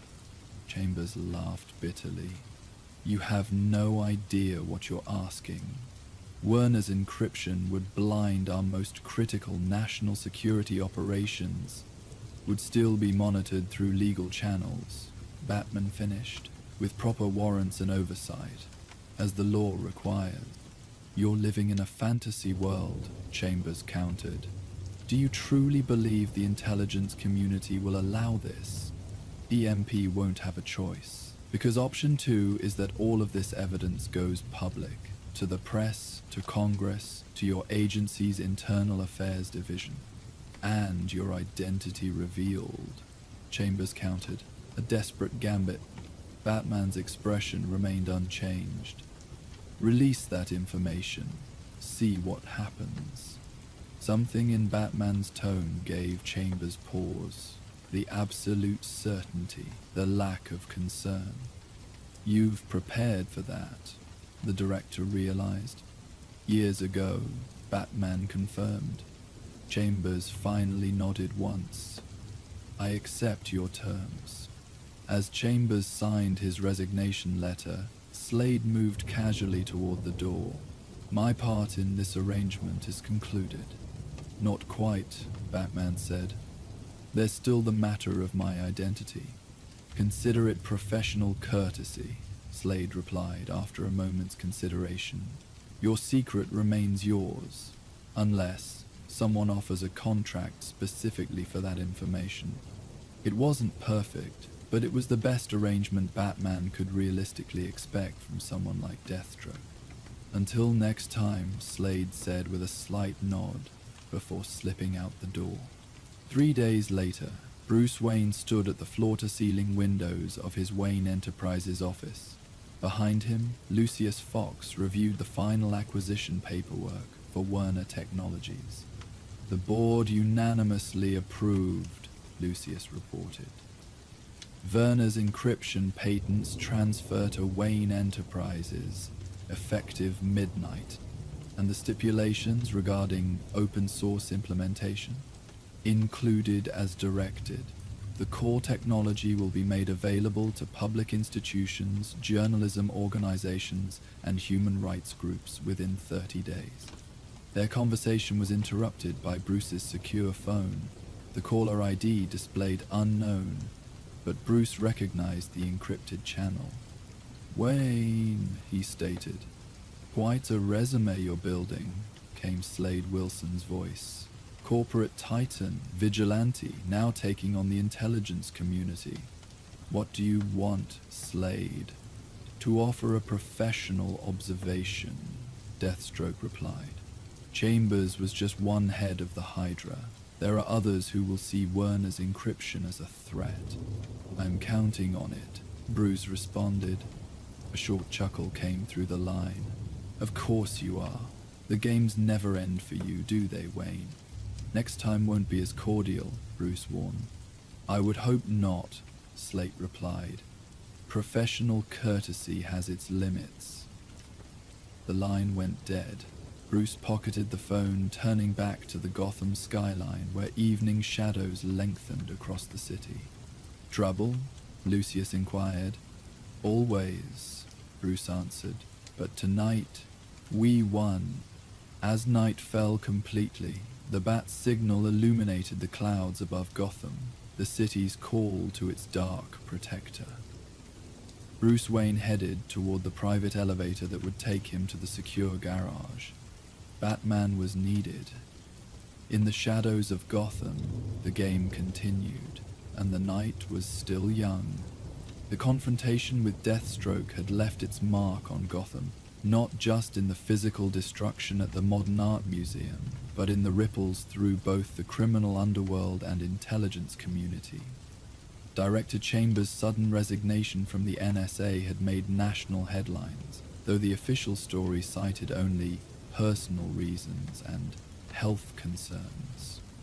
For Bruce Wayne, the acquisition of Werner Technologies proceeded as planned, bringing revolutionary encryption technology under Wayne Enterprises' protective umbrella. The technology would be deployed selectively, protecting the vulnerable while maintaining necessary transparency for legitimate security operations. Yet the encounter with Slade Wilson had left Bruce uneasy. Deathstroke was still out there, one of the few people alive who knew Batman's true identity. A dormant threat, contained for now by professional courtesy and mutual respect. But for how long? Alfred had noted the change in Bruce's demeanor during the weeks following the confrontation. The increased security protocols, the extra hours reviewing contingency plans, the heightened vigilance during patrols. Preparing for the inevitable rematch, sir? Alfred had asked one evening as Bruce analyzed Deathstroke's combat patterns for the dozenth time. Just being thorough, Bruce had replied, though they both knew it was more than that. The night had brought victory but also vulnerability, and in Gotham, vulnerability never went unexploited for long. Twilight settled over Gotham like a soft blanket, the city's jagged skyline melting into watercolor silhouettes against the fading sky. From his vantage point atop Wayne Tower, Batman watched the city transition into its nighttime rhythm. Street lamps flickered to life one by one, creating rivers of light that flowed through Gotham's grid. The evening air carried a hint of autumn's approach, crisp and clean, unusual for a city that often seemed to breathe smoke and shadow. Peaceful evening? Oracle's voice came through his cowl, a calm presence in his ear. Crime stats are down 15% this week. Even the usual hotspots are quiet. Batman made a sound of acknowledgement, his eyes scanning the cityscape methodically. Quiet nights in Gotham were rare gifts, moments to be appreciated but never fully trusted. Experience had taught him that silence often preceded storms. Too quiet, he replied finally. Check police frequencies for anything unusual, minor incidents, pattern disruptions. Already on it, Oracle confirmed. Nothing significant on regular channels, but there's something odd about bank security protocols tonight. First Gotham Trust and Mercantile Bank both implemented emergency security overrides within 10 minutes of each other. Batman's posture shifted subtly, relaxation giving way to alertness. Those banks are on opposite sides of the city. Connected ownership? Separate entities, Oracle answered. Different security systems, different protocols, but both showing the same anomaly. External override codes being accepted without physical confirmation. Batman was already moving, firing his grapnel toward an adjacent building. Remote access to both security systems simultaneously suggests coordination. Send me building schematics for both locations. Incoming, Oracle replied as Batman swung through the evening air, the city blurring beneath him. Something else. Facial recognition just flagged someone entering First Gotham Trust 20 minutes ago. Brief glimpse only, but the system suggests an 82% match for Harvey Dent. Batman landed on a gargoyle overlooking the financial district, his cape settling around him like folded wings. Two-Face, he stated, the name carrying weight beyond its syllables. Check recent activity. Has he escaped from Arkham?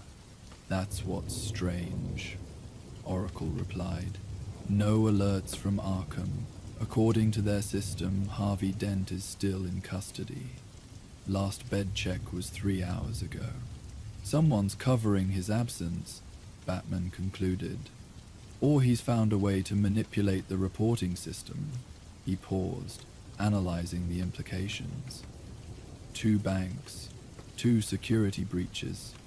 Duality, Oracle finished his thought. His signature, but what's the play here? Bank robberies aren't typically his style, too conventional for Two-Face's sense of poetic justice. Batman was already moving again, cutting through Gotham's skyline with practiced efficiency. It's not about money. 2 simultaneous locations means he's setting up a choice, a coin flip on a city-wide scale. As if confirming his suspicion, the comm channel crackled with static before a new voice cut through, instantly recognizable despite its distortion. Good evening, Batman. Two-Face's raspy voice carried both smooth and damaged tones, the duality of his condition evident even through electronic transmission. Wondering which bank to visit first? Heads or tails? Left or right? East or west? Choices. Batman's expression remained impassive behind his cowl. Harvey, what have you done?" A harsh laugh echoed through the channel. "Created balance. First Gotham Trust holds 23 people, bankers working late, security personnel, cleaning staff. Mercantile Bank holds 22. Nearly perfect symmetry, wouldn't you say?" "Hostages," Batman stated flatly, increasing his pace across the rooftops. "Participants," Two-Face corrected, "in an experiment about justice and chance. Both banks are wired with exactly the same amount of explosives. Both have precisely 60 minutes before detonation. Both need the same diffusal sequence." A metallic sound came through the transmission, the unmistakable ring of a coin being flipped.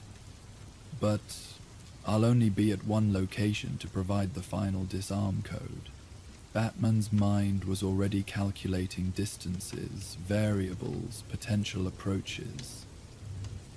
"Why are you doing this, Harvey? These people have done nothing to you." "Nothing?" Two-Face's voice hardened. "These banks laundered money for Falcone and Maroni for years. They foreclosed on families during Gotham's worst crises. They denied loans to rebuild the East End while financing luxury developments downtown. Their hands aren't clean, they just wear nicer gloves than most criminals." Oracle's voice cut in on a private channel. "I've got GCPD mobilizing to both locations. Commissioner Gordon is coordinating, but they're hanging back until they understand the situation better." "Wise," Batman replied softly. "Harvey will have contingencies for police involvement." "Talking to your friends?" Two-Face asked. "Go ahead, call in the cavalry, but remember overrides are in place. Any attempt to evacuate either building triggers both detonations immediately. Any attempt to disarm one location without the proper sequence triggers both. Perfect balance." Batman reached the edge of the financial district, pausing momentarily to study the glowing grid of building schematics Oracle had sent to his CAL display. "You've never been about random destruction, Harvey. This isn't you, this is the coin controlling you." "The coin brings clarity," Two-Face replied, his voice momentarily softening to something closer to Harvey Dent's former cadence. "When every choice is reduced to two possibilities, decision becomes pure. No politics, no corruption, no bias, just chance." The harsher voice returned. "You have 55 minutes remaining. First Gotham Trust or Mercantile Bank, your choice should be random too. Flip a coin, Batman. Let chance decide who lives or dies tonight." The transmission ended abruptly, leaving Batman with the ambient sounds of the city and Oracle's measured breathing in his ear. "He's not giving us much time," she observed. "First, Gotham Trust is closer to your position, but Mercantile has fewer security measures to bypass." Batman was already moving again, cutting through the night air with focused precision. Two-Face would have calculated those variables: distance, accessibility, response time. He's forcing a choice without a clearly correct answer. "So which one?" Oracle asked. "We can't be in two places at once." Batman's reply came with quiet certainty. "We don't have to be."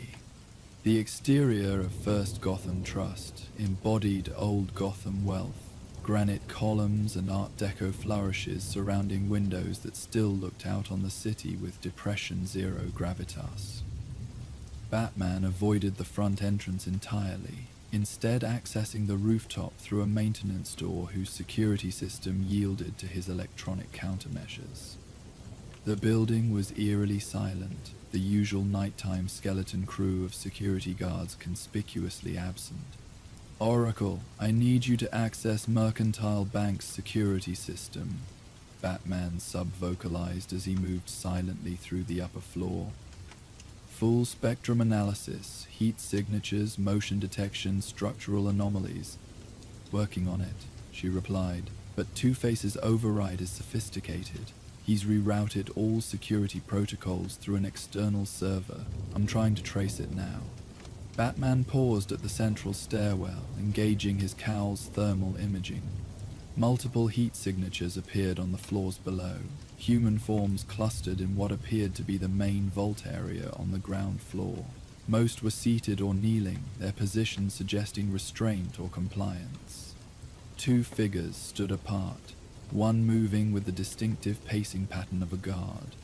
I count 21 potential hostages at First Gotham, Batman reported.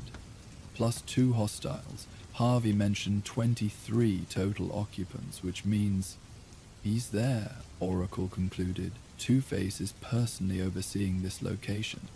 Batman considered this information carefully.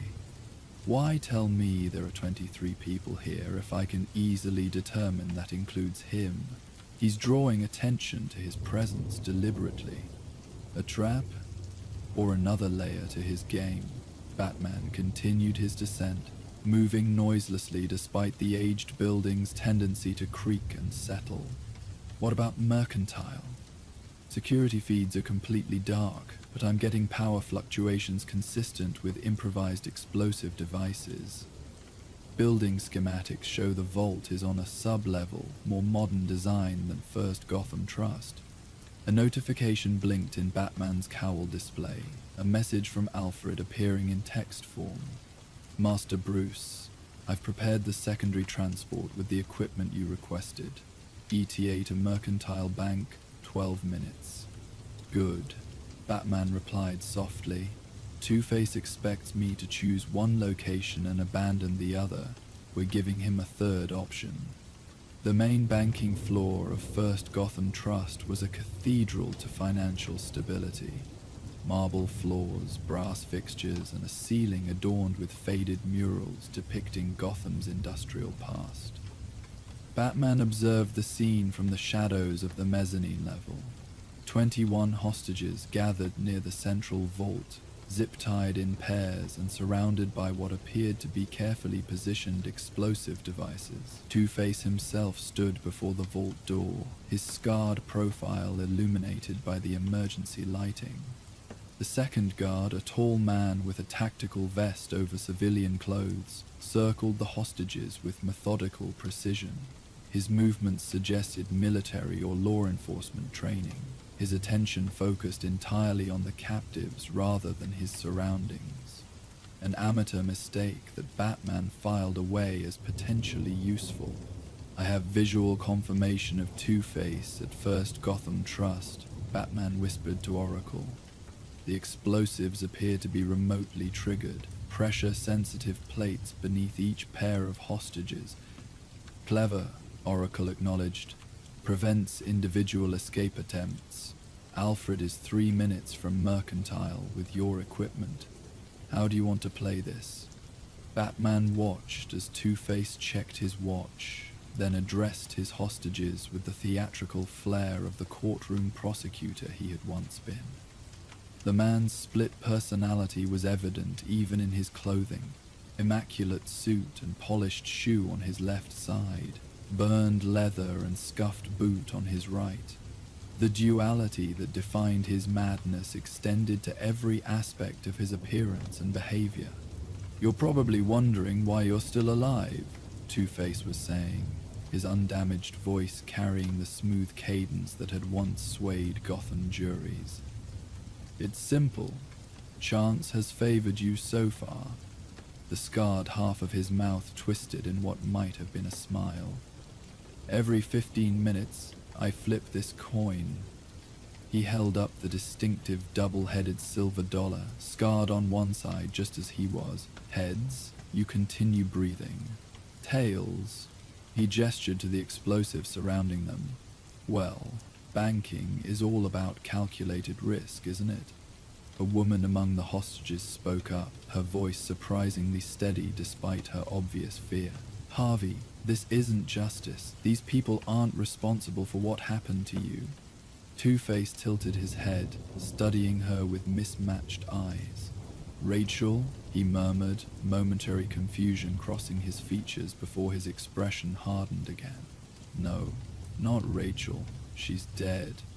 You're Janet Myers, loan officer, denied small business applications from the East End while approving corporate expansions downtown. His voice roughened. Everyone here represents the two-faced nature of Gotham's justice system, clean on the surface, corrupt underneath. Batman recognized his opening. Two-Face was intellectualizing his actions, a pattern that had emerged more frequently in recent encounters. The man's fractured psyche still contained elements of Harvey Dent's moral framework, however twisted by trauma and obsession. "Oracle," Batman whispered. "I need a distraction at Mercantile Bank. Something that will register on Two-Face's monitoring system without triggering the explosives." "On it," she replied. "Alfred is in position. Remote access to their electrical system in 3, 2, 1. Batman watched as Two-Face suddenly stiffened, touching his earpiece. The villain turned toward a laptop set up on a nearby desk, his attention momentarily diverted from the hostages. "Problems with your experiment, Harvey?" Batman's voice carried through the banking hall, drawing every eye upward to where he stood at the edge of the mezzanine, cape draping around him like liquid shadow. Two-Face's reaction was immediate but controlled, not surprise but satisfaction. "Right on schedule," he noted, checking his watch. 43 minutes remaining. "Tell me, Batman, did you choose this location through deduction or did you flip a coin?" The scarred side of his mouth twisted. "Or did you simply assume I'd be here personally? Your arrogance, thinking you could predict my movements." "Not prediction," Batman replied calmly. "Preparation." He dropped to the main floor in a controlled descent, cape billowing to slow his landing. "I know about both locations, Harvey. The question is whether you're willing to let 45 innocent people die to prove a point about chance and justice." Two-Face's expression flickered, surprise quickly masked by calculated indifference. "You're bluffing. You can't be in two places at once." "I don't have to be." Batman took a measured step forward, gauging the guard's reaction, the positioning of the explosive devices, the tension in Two-Face's posture. "Your plan has a fundamental flaw, Harvey. It assumes I play by your rules." Two-Face reached into his pocket, producing his iconic coin. "Rules are what separate justice from vengeance, order from chaos. Even chance has its protocols." He flipped the coin high, catching it with practiced precision. "But speaking of rules," he turned the coin to reveal the scarred side. "Tails. Bad luck for someone." He pressed a button on a remote control, and one of the explosive devices began emitting a high-pitched beep. The hostages nearest to it recoiled in terror. 15-second countdown, Two-Face announced calmly. "Just one device, a demonstration. Chance selected this particular bomb. Nothing personal for those nearest to it." Batman moved with controlled urgency, analyzing the device with his cowl's sensors as he approached. "This isn't chance, Harvey. You're making deliberate choices while hiding behind the coin." "The coin doesn't lie," Two-Face insisted, watching Batman work with apparent interest. "Unlike people, unlike Gotham's justice system, unlike you with your masks and secrets." 10 seconds remained on the device's timer. Batman accessed a compartment in his utility belt, extracting specialized tools designed for exactly this kind of situation. The explosive was sophisticated, but followed standard demolition logic. A trigger mechanism connected to a charge, with redundant activation protocols.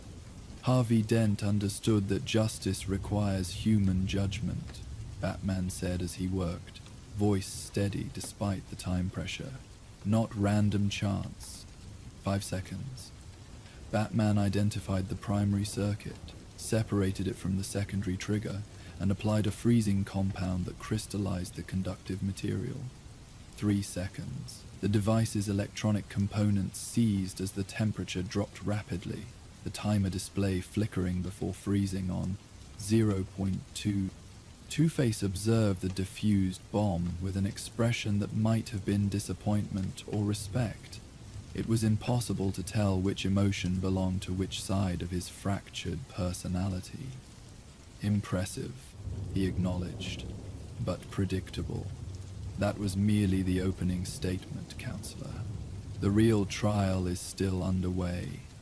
He gestured to his laptop, where security feeds showed the interior of Mercantile Bank. Your associate at the other location is equally skilled, I assume? The elderly gentleman with the remarkable composure under pressure?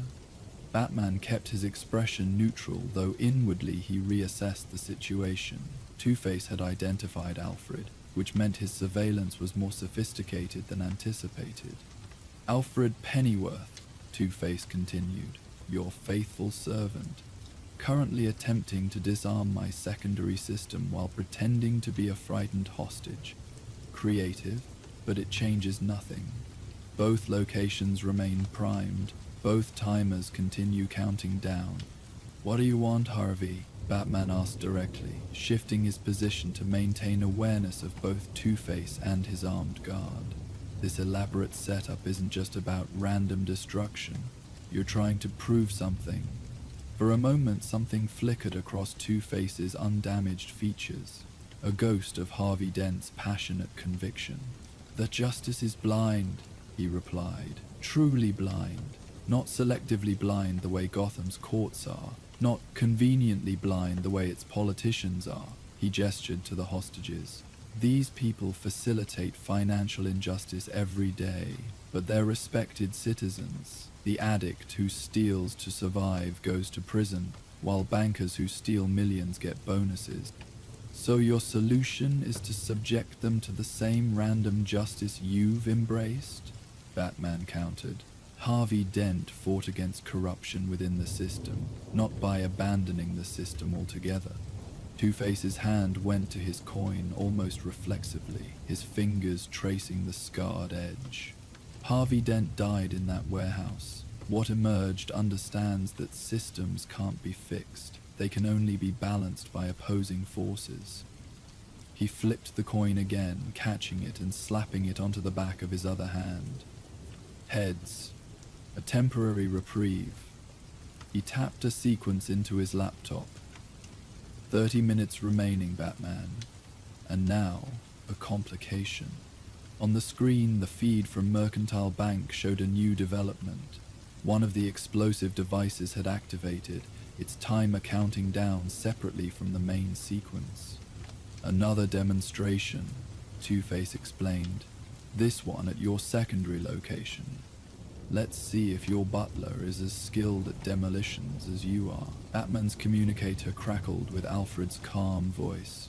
Sir, we have a situation developing. One device has activated independently. I am assessing now. Stay focused, Alfred. Batman replied evenly, careful to betray no concern that might satisfy Two-Face. Standard containment protocol. Two-Face watched this exchange with evident satisfaction. Delegation requires trust, he observed. But trust is so easily betrayed, isn't it? Ask Harvey Dent about trust sometime. His scarred features twisted.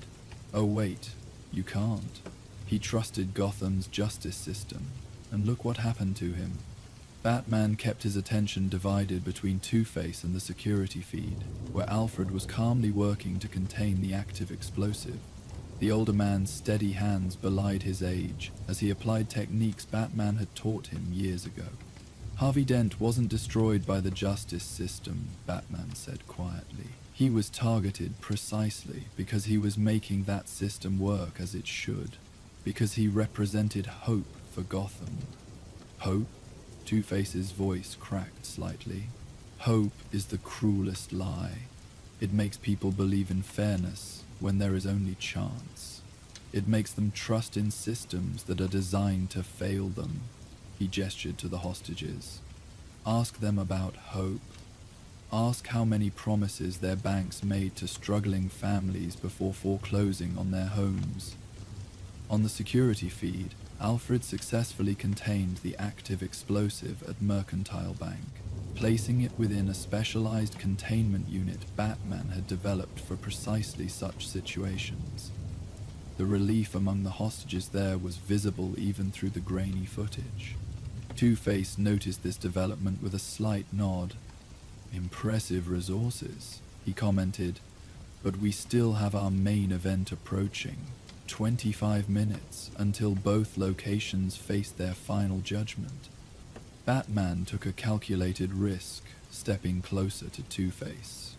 "This isn't about banks or justice systems, Harvey. It's about control. The coin gives you the illusion of surrendering control, while actually giving you absolute power over life and death." For a moment, Two-Face's composure slipped, rage flashing across both sides of his face before the cold calculation returned. "You understand nothing," he hissed. "The coin is impartial. Unlike judges, unlike police, unlike you. Then why do you only flip it when it serves your purpose?" Batman pressed. "Why not let it decide whether to set up this entire scenario in the first place?" Two-Face's hand went to his pocket, clutching the coin possessively. "I did," he insisted, though uncertainty flickered across his undamaged features. "Every step was determined by chance, including which bank you would personally oversee," Batman continued. "Or did you choose First Gotham Trust because Janet Myers works here? Because she reminds you of Rachel?" The name struck a visible chord. Two-Face's posture stiffened, his scarred hand clenching into a fist. "Rachel is irrelevant," he snapped, though the pain in his voice suggested otherwise. "This is about systemic injustice, not personal vendettas." "Then prove it," Batman challenged. "Flip the coin right now. Heads, you end this peacefully. Tails, we continue your game." Two-Face hesitated, his internal conflict visible in the tension of his posture, the subtle twitching of his facial muscles. For a moment, Harvey Dent seemed to resurface, a flash of the man he had once been, principled, determined, uncompromising in his pursuit of justice. Then his expression hardened again. "Nice try, Batman, but this trial has its procedural rules." He checked his watch. 20 minutes remaining. And now, a change of venue. He pressed a series of keys on his laptop and the displays changed, showing both banks from exterior cameras. "The police have established perimeters as expected. Detective Bullock is coordinating at Mercantile Bank. Commissioner Gordon is 3 blocks from here, stuck in traffic." He turned to Batman with a twisted smile. Always so predictable, Gotham's finest. Batman maintained his composed exterior while inwardly reassessing. Two-Face's surveillance extended beyond the banks themselves, suggesting a more elaborate network than initially suspected. "What's your endgame, Harvey? These hostages, the explosives, the dual locations, all of it leads somewhere." "To a choice," Two-Face replied simply. "The only choice that matters in an unjust world. Chance or design, randomness or control." He produced his coin again, rolling it across his knuckles with practiced dexterity. "In 15 minutes, I flip this coin one final time. If it lands heads, I give you the disarm codes for both locations. If it lands tails," he gestured expansively, "Gotham loses some bankers and gains a valuable lesson about the illusion of security." Batman's communicator vibrated subtly against his cowl, Oracle's signal that she had established something important. "And if I refuse to participate in your coin toss," he asked, keeping Two-Face engaged. "Then both locations detonate automatically," Two-Face answered. "The choice must be surrendered to chance. That's the point of this entire exercise. His voice softened momentarily. Harvey Dent thought he could control outcomes through preparation, evidence, legal maneuvering. He was wrong. In the end, his fate came down to chance. Which side of his face would be burned, whether he would live or die. Lived, Batman said quietly. Part of him still exists within you, Harvey. The part that knows this is wrong. Two-Face's expression flickered again, conflict visible in his mismatched eyes. Wrong? Was it wrong when Salvatore Moroni walked free despite Harvey's perfect case against him? Was it wrong when Rachel died because someone decided her life was expendable? His voice cracked slightly. The system is what's wrong. Chance is the only true justice. Oracle's voice came through Batman's communicator, pitched low enough that only he could hear. I've identified his trigger mechanism. He's using a dual key system. The final detonation requires both the coin toss result and a manual authorization code. I'm working on intercepting the signal, but I need 3 more minutes. Batman gave an imperceptible nod, knowing Oracle would detect the motion through his cowl's sensors. He needed to keep Two-Face focused on their philosophical debate, rather than the technical aspects of his plan. Harvey Dent believed in justice through due process, Batman said, stepping closer to the villain. He understood that true justice isn't about outcomes, but about principles, giving everyone a fair hearing, examining evidence objectively, applying the law equally regardless of wealth or power. Principles without power are meaningless, Two-Face countered, though something in his tone suggested the words weren't entirely his own, as if both sides of his personality were engaged in the debate. Harvey Dent had principles. Look where they got him. He gestured to his scarred face. They made him Gotham's greatest district attorney, Batman replied. They gave people hope that the system could work if those within it had the courage to stand up for what's right. Two-Face checked his watch again. 10 minutes remaining. Time for final arguments, counselor. He addressed this last comment to the room at large, his courtroom persona resurfacing. The prosecution believes that justice is random, that systems fail, that only chance offers true impartiality. The defense believes in systems, in human judgment, in the fantasy that we can control outcomes through rules and procedures. From the group of hostages, Janet Myers spoke again. Harvey, I remember when you prosecuted Gotham National Bank for predatory lending. You told the jury that systems fail when good people stop fighting to maintain them. Her voice was steady despite her obvious fear. You were right then. The banks needed accountability. But this, she gestured to the explosives surrounding them, this isn't accountability. It's just more trauma. Two-Face stared at her, his expression unreadable. The jury will disregard that statement, he said automatically, though his voice lacked conviction. Batman used this moment of distraction to activate a specialized function in his cowl, a scanner designed to detect electrical frequencies associated with remote detonators.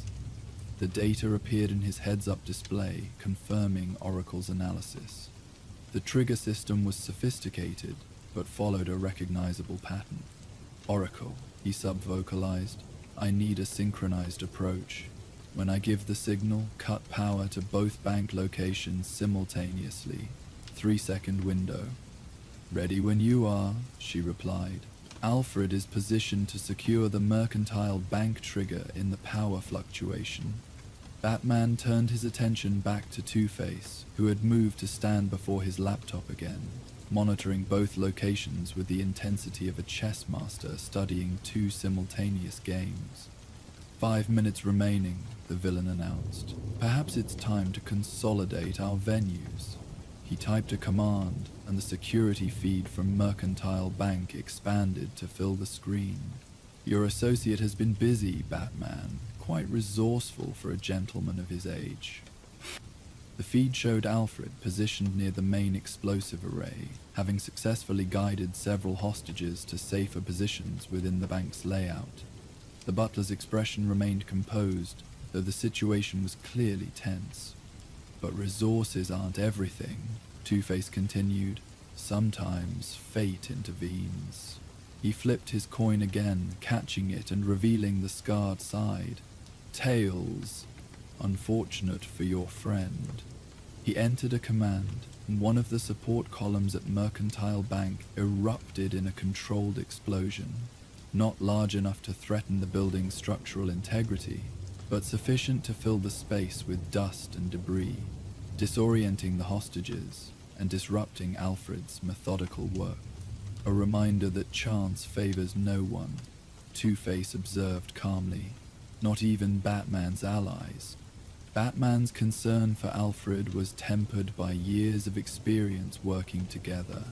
The older man had survived far worse situations and would adapt to this development with his characteristic resourcefulness. 3 minutes remaining, Two-Face announced. Time for our final deliberations. He turned to Batman, coin positioned between thumb and forefinger. Any last arguments before we leave this in the hands of chance?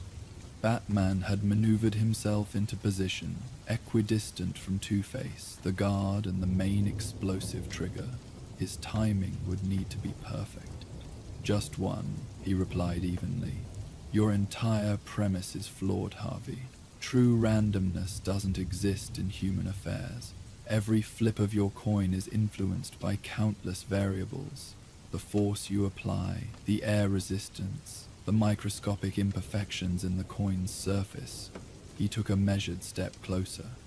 You're not surrendering to chance. You're creating the illusion of chance to justify actions you've already decided to take. Two-Face's expression darkened, the scarred side of his mouth twisting in anger. The coin doesn't lie, he insisted, though a flicker of doubt crossed his undamaged features. It can't be corrupted, bribed, or intimidated. But it can be manipulated, Batman countered, just like any system. The difference is that systems can be improved through transparency and accountability. Your coin is just a prop in a performance only you can see. Some minute, Two-Face snarled, his composure cracking. 1 minute until the final judgment. Batman saw the moment approaching, Two-Face's emotional state deteriorating, his focus narrowing to the coin and his perception of Batman as a threat to his worldview. The guard had shifted position, sensing his employer's agitation, his weapon trained more directly on Batman now. Oracle, Batman sub-vocalized. On my mark. Two-Face raised his coin, preparing for the final flip. Let chance decide, he declared, his voice carrying both conviction and desperation. The only true arbiter in an unjust world. Now, Batman whispered. In the split second before Two-Face could flip his coin, both banks plunged into darkness. The emergency lights flickered and died, leaving only the faint glow of exit signs. In the sudden darkness, Batman moved with practiced precision. 3 smoke pellets deployed in strategic locations, filling the space with disorienting vapor. The guard fired blindly, his shots going wide as Batman closed the distance. A precise strike to the wrist disarmed him. A follow-up blow to the solar plexus incapacitated him, without causing permanent damage. Two-Face's reaction was predictable, lunging for the detonator rather than retreating. Batman intercepted him with calculated force, careful to control rather than injure. The villain fought with the fury of his fractured psyche, his technique shifting between Harvey Dent's formal boxing training and the brutal street-fighting style of Two-Face. You can't stop chance, Two-Face snarled, struggling to reach his coin which had fallen to the floor in the confusion. Justice will be served. Yes, Batman agreed, securing the villain's wrists with specialized restraints. But not by random chance, by deliberate choices and careful action. The power returned gradually, emergency systems cycling back online. Oracle's voice came through Batman's communicator. Both locations secured. Alfred has disabled the secondary trigger system at Mercantile. GCPD is moving in now. Two-Face stared at Batman with mingled hatred and something that might have been respect. "You cheated," he accused, though his voice lacked real conviction. "You manipulated the variables, corrupted the experiment." "I made a choice," Batman replied quietly, retrieving Two-Face's coin from where it had fallen. He held it up between them, its scarred surface catching the emergency lighting. The same choice Harvey Dent made every day as district attorney, to fight for justice through deliberate action, not random chance. For a moment something shifted in Two-Face's expression, a flicker of the man he had once been. "Rachel would have agreed with you," he said softly, the undamaged side of his face momentarily dominating his features. "She always believed systems could work if good people fought for them." "She was right," Batman affirmed, hearing the approaching sirens as GCPD vehicles converged on the bank. "And part of you still believes that too, Harvey?" Two-Face didn't respond, his expression closing off again as the fractured personality reasserted control. But the moment of connection had been real, however brief. A reminder that beneath the scarred exterior and obsessive behavior, elements of Harvey Dent remained. As police officers secured the scene and led Two-Face away, Batman observed from the shadows. The hostages were being tended to, their relief palpable as the danger passed. Janet Myers caught his eye briefly, giving a small nod of understanding, acknowledging not just her rescue, but the complex nature of the man who had threatened her. "Alfred is safe," Oracle reported. "All hostages accounted for at both locations. Detective Bullock sends his regards, in his own colorful way." "Tell him I appreciate the sentiment," Batman replied, already moving toward the exit. The night's work wasn't finished. There would be evidence to analyze, systems to check, assurances to make that Two-Face's return to Arkham was properly managed. But as he grappled to a nearby rooftop, Batman paused to look back at the bank building below. The scene represented one of Gotham's eternal struggles, the battle between chaos and order, between random destruction and structured justice. Two-Face embodied that conflict in its most literal form, his fractured psyche a microcosm of the city's own dual nature. The coin still rested in Batman's palm, a simple object given overwhelming significance by one man's trauma and obsession. Both sides caught the moonlight as he turned it, the unmarred face and the scarred one equally visible. Like Harvey Dent himself, the coin contained multiple truths simultaneously. With a deliberate motion, Batman placed the coin in a specialized compartment in his utility belt, not as a trophy, but as a reminder of Harvey Dent's tragedy, of the thin line between justice and vengeance, of the importance of choices made consciously rather than surrendered to chance. The city stretched before him, its nighttime tapestry of lights and shadows as complex as the human lives contained within its boundaries. Batman fired his grapnel toward the nearest building, ready to continue his patrol. In a city defined by duality, wealth and poverty, corruption and integrity, darkness and light, his path remained singular, to protect those who couldn't protect themselves, regardless of what side of fortune's coin they happened to occupy. As he swung through the night air, the weight of Two-Face's coin rested against his side, a small burden compared to the greater weight of responsibility he had chosen to bear, not by chance or fate, but by deliberate choice. The choice that defined him, that separated him from those he fought. The choice to stand between innocence and harm, regardless of the personal cost. Gotham's skyline welcomed him back into its embrace, the city neither fully corrupt nor fully redeemed, but always, eternally, worth fighting for. The memory of Two-Face's coin toss faded as Batman returned to the present moment, his focus shifting to the new threat emerging beneath Gotham's streets. The city's duality, its heights and depths, was never more apparent than when moving from its glittering financial district to the forgotten tunnels of its underground. As the last echoes of Harvey Dent's fractured justice receded from his thoughts, Batman prepared himself for a different kind of psychological warfare. Dr. Jonathan Crane, known in darker circles as Scarecrow, had been spotted in the abandoned subway sections beneath the East End. Reports of strange mists and terrified vagrants suggested the fear-obsessed villain was testing a new formula, turning the underground passages into a laboratory of phobias. Where Two-Face had challenged Batman's sense of moral choice, Scarecrow would test something more primal, the ability to face fear itself in the suffocating darkness below Gotham's foundation.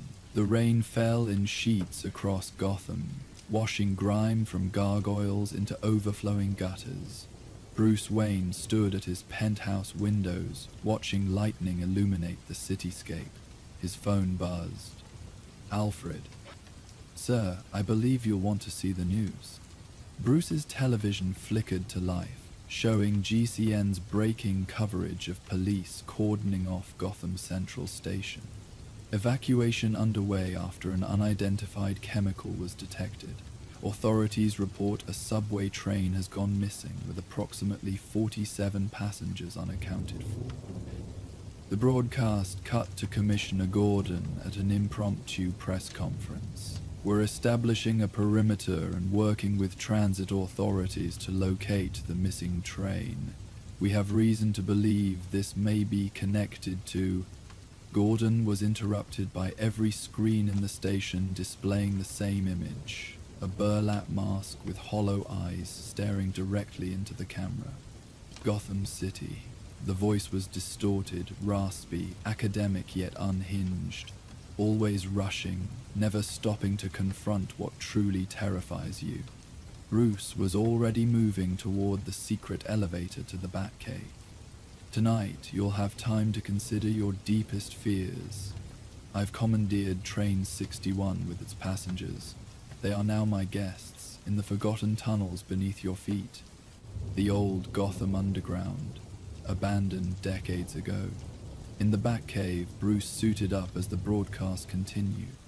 "Batman? I know you're watching. Come find us. Alone, any police presence in the tunnels, any attempt to evacuate the station above, and I'll flood not only the train compartments but the entire main station with my newest creation." The masked figure held up a vial of luminescent green liquid. "A fear toxin variant that makes my previous formulations seem like children's nightmares." Alfred approached with the cowl. "Sir, preliminary chemical analysis suggests this isn't merely a bluff. The trace amounts detected match Dr. Crane's previous work, but with significant modifications." Batman pulled on the cowl.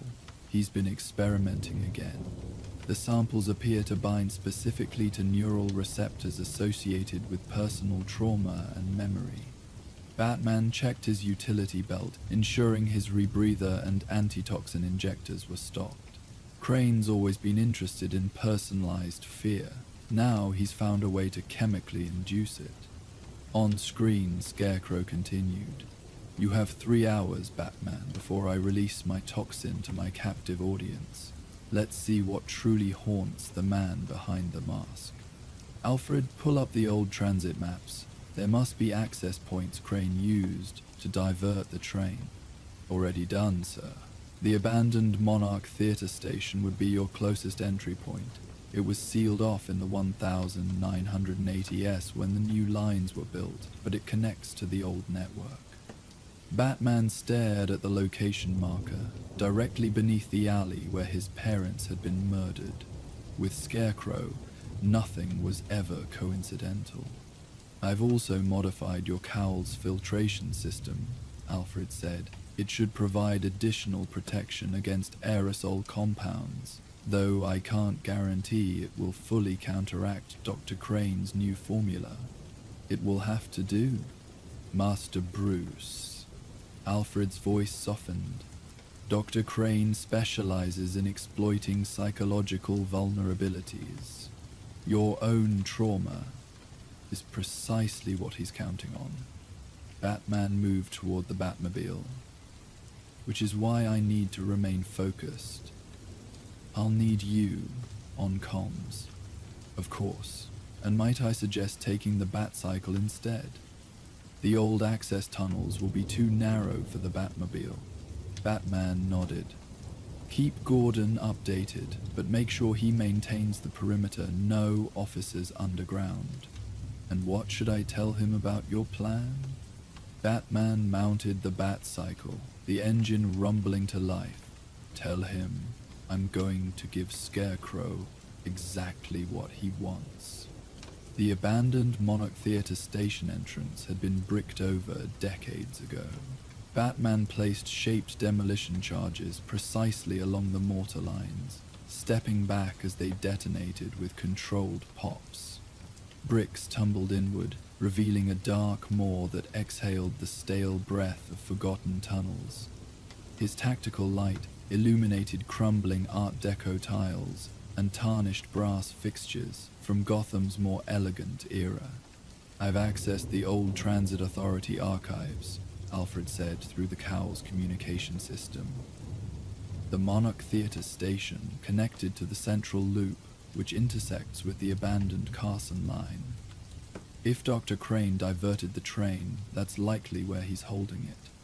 Batman descended the crumbling stairs. The station platform remained frozen in time, peeling posters, newspaper kiosks with yellowed headlines. One poster caught his eye, The Mark of Zorro, the last film his family had seen together.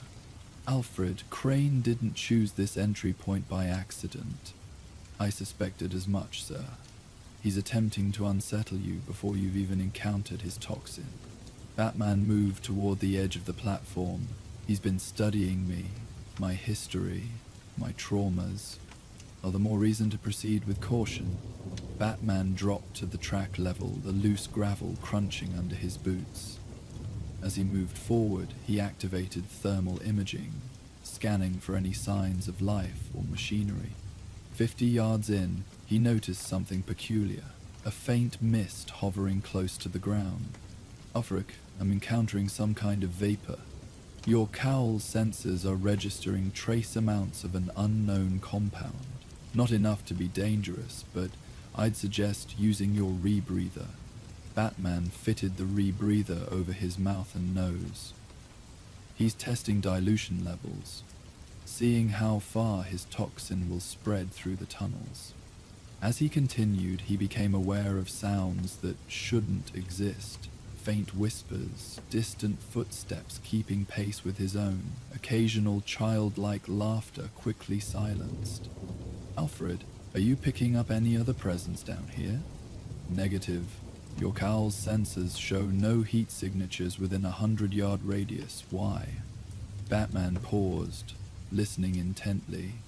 The sounds stopped. Nothing. Just being thorough. The junction loomed ahead, a cavernous space where multiple tunnel lines converged. Ancient switching equipment stood like industrial sculptures. The Carson line will be the southwest tunnel, Alfred instructed. But sir, I'm detecting an electrical current running through the third rail of that line. Crane's restored power. Selectively. Batman examined the junction's control panel, finding it recently disturbed. He's been planning this for months. As Batman prepared to enter the Carson Line tunnel, Scarecrow's voice echoed through speakers. Batman, welcome to your journey inward. I see you've chosen the path of your origin. How fitting. Batman remained silent, scanning for monitoring devices. The fear of a child who lost everything. It never really leaves, does it? Just gets buried, like these tunnels beneath layers of control and discipline. But it's always there, waiting in the darkness. He's trying to get under your skin, sir, Alfred cautioned. I've prepared a special experience for you, Scarecrow continued. By the time you reach those poor, frightened passengers, we'll have uncovered what truly terrifies the Batman. The speakers fell silent, replaced by the soft hiss of gas releasing from ceiling vents. Alfred, he's pumping toxin into the junction. The rebreather should filter it, but I'd advise not lingering. Batman moved swiftly toward the Carson Line tunnel, but froze at its entrance. Standing in the center of the track was a small boy in an expensive coat, his face obscured by shadow. Batman's rational mind knew this was an illusion, the first effects of Crane's toxin seeping through his protective gear, but the image struck with visceral force.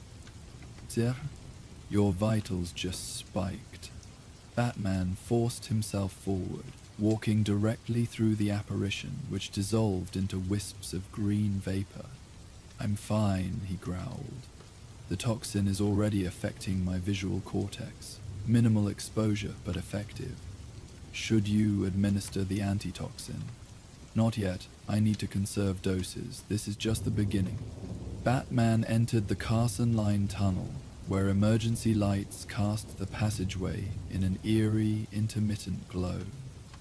Every 20 yards, he passed freshly painted graffiti, crude drawings of bats with torn wings, disturbing nursery rhymes, and repeated words in Crane's handwriting.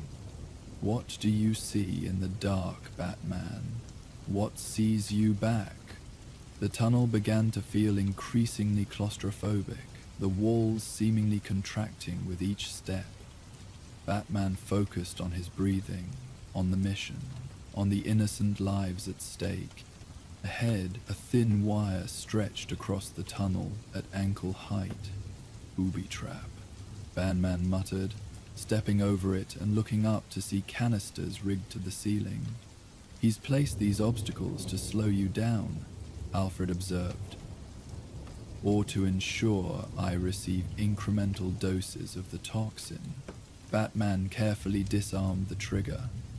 The longer I'm down here, the more compromised I become.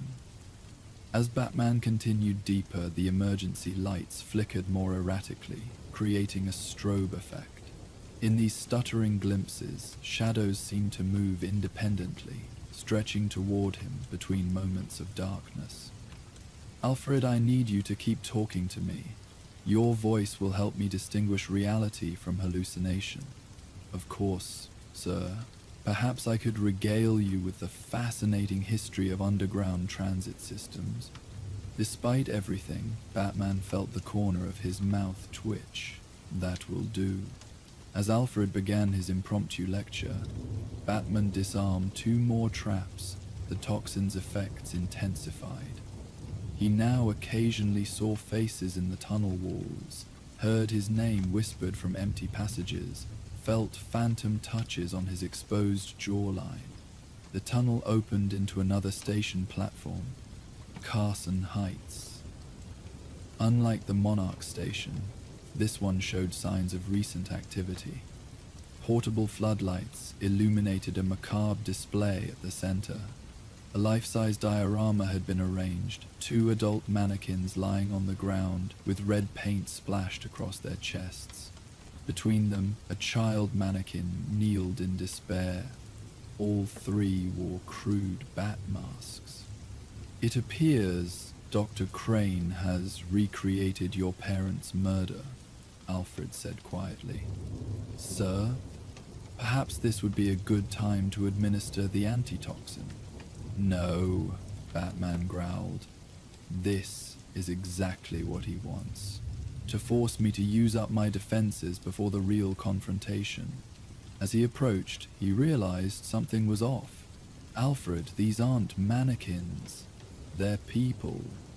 Good Lord, are they? Unconscious, drugged. Batman checked vital signs. They're alive, but heavily sedated. Crane has dressed them to resemble my parents and me. He's forcing you to relive your trauma through proxies. Batman administered a mild stimulant to each victim. They should regain consciousness within an hour. By then, this will be over. He arranged the unconscious individuals away from the center, then turned his attention to the continuing tunnel. According to the transit maps, Alfred said, you're approximately halfway to the intersection where I believe Train 61 has been diverted.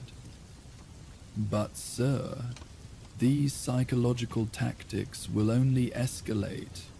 I'm counting on it. Batman's voice hardened. Crane's focus on my past means he's revealing his own obsessions.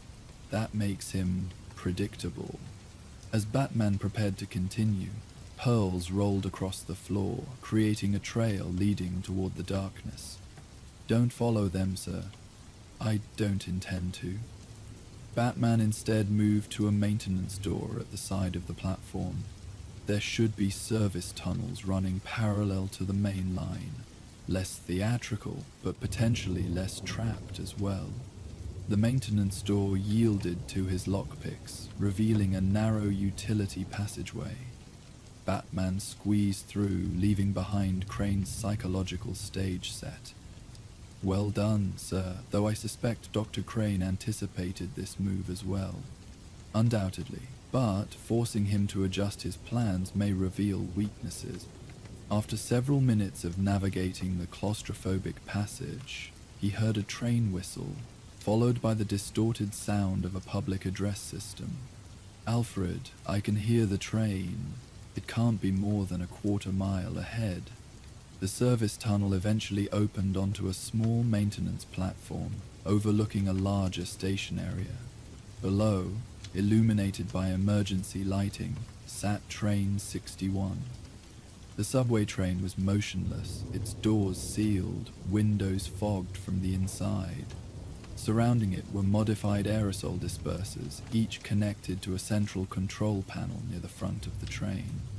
Standing beside that panel, his back to Batman, was a lanky figure in tattered academic attire, burlap mask in place, adjusting dials with scientific precision.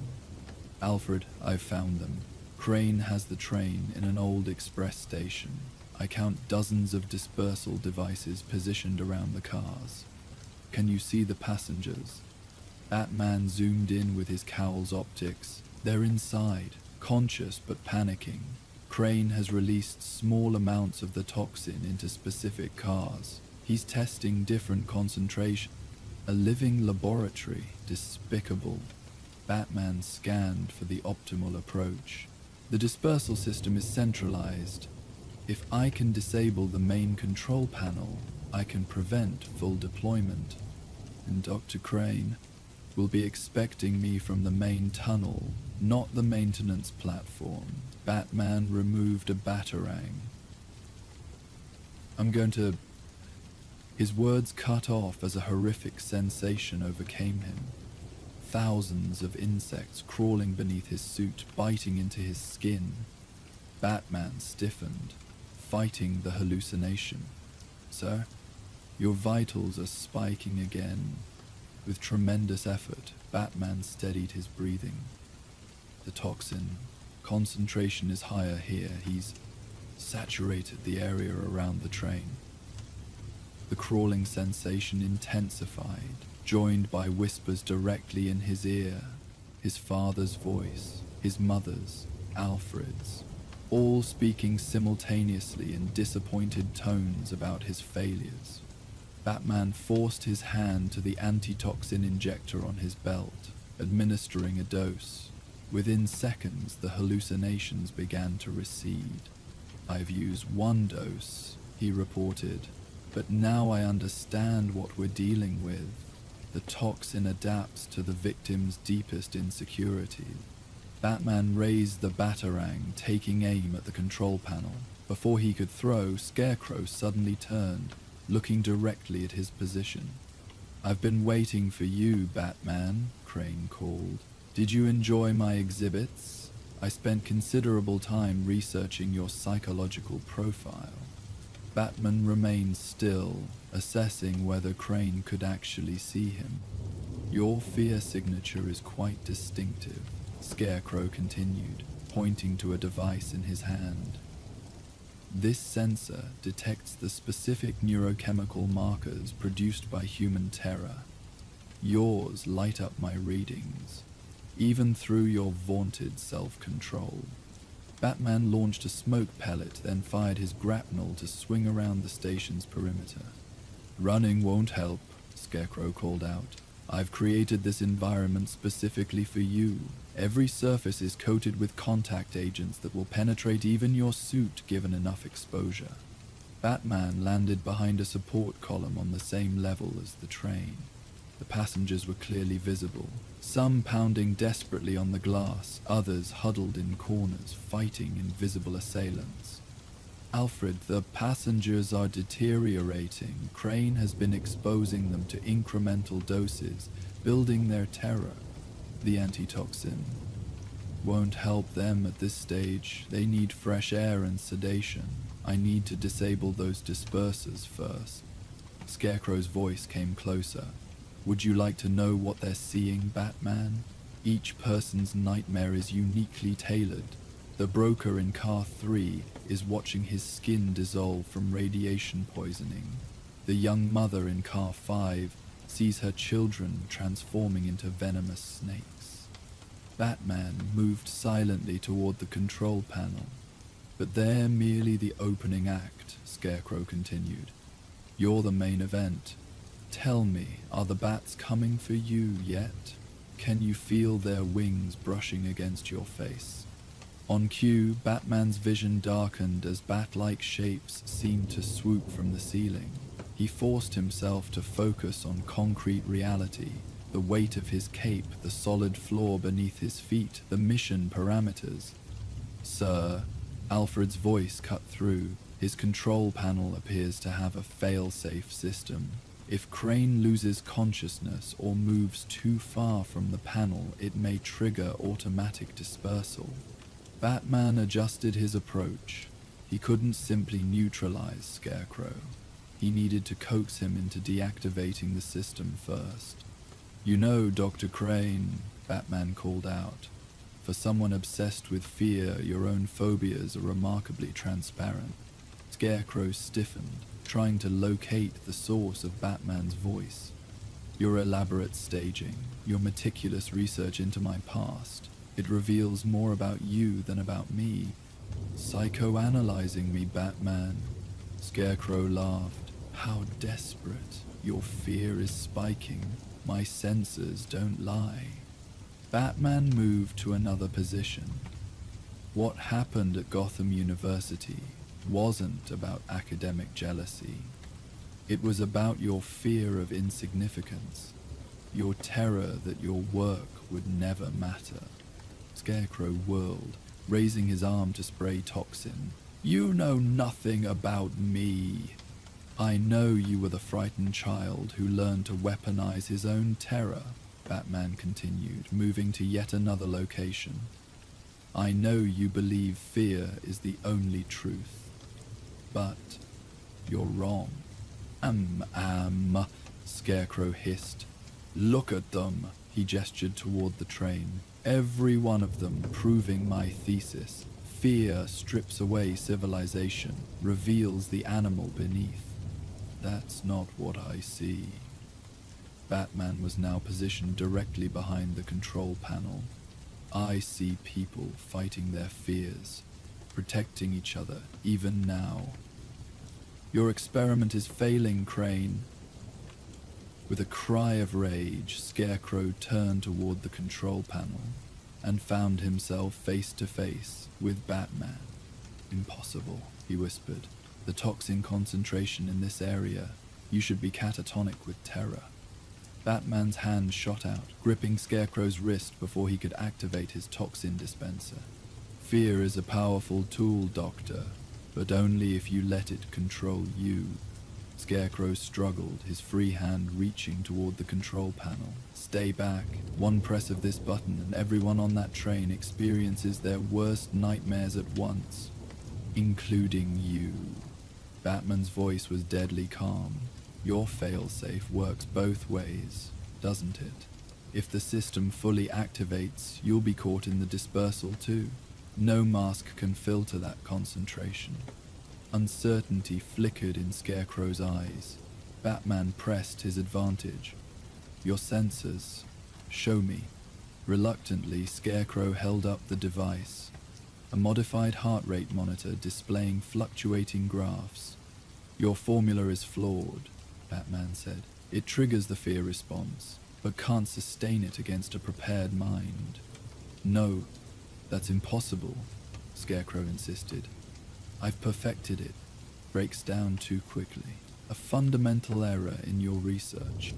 In that instant of distraction, Batman struck, sending Scarecrow staggering away from the control panel. Batman was immediately at the controls, fingers flying over the interface. Alfred, I need the shutdown sequence for this model of dispersal system. Working on it, sir. Try entering the Transit Authority override. 7399 Alpha Echo. Batman punched in the code. The control panel beeped but remained active. He's modified it. Needs his biometric signature. Scarecrow lunged back toward Batman. You can't stop it. Only I can abort the sequence. Batman sidestepped, allowing Scarecrow's momentum to carry him past, then delivered a strike to the back of his knees. As Crane fell, Batman grabbed his arm, forcing his hand onto the biometric scanner. No! Scarecrow howled as the system recognized his print. Command prompt, Alfred. Try system abort, followed by the current time. System abort, 247. Batman commanded. The control panel flashed green. Dispersal sequence terminated. Ventilation system engaging. Throughout the station, the dispersers powered down, and massive fans activated somewhere in the tunnel system. No, no, no, Scarecrow thrashed in Batman's grip. You've ruined everything. Years of research. Batman secured Scarecrow's wrists.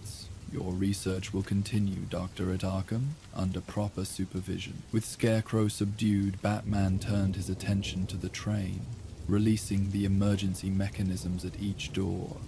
As fresh air began cycling through, he administered mild sedatives to the most severely affected passengers. Alfred, contact Gordon. Tell him the situation is contained. We need medical teams ready at Gotham Central. I'll drive the train back myself. Very good, sir. And Dr. Crane? Batman looked at the restrained figure now muttering chemical formulas. He'll be joining us for the ride. I want him to see his test subjects recover, to understand that fear isn't the final word, a poetic justice of sorts. Something like that.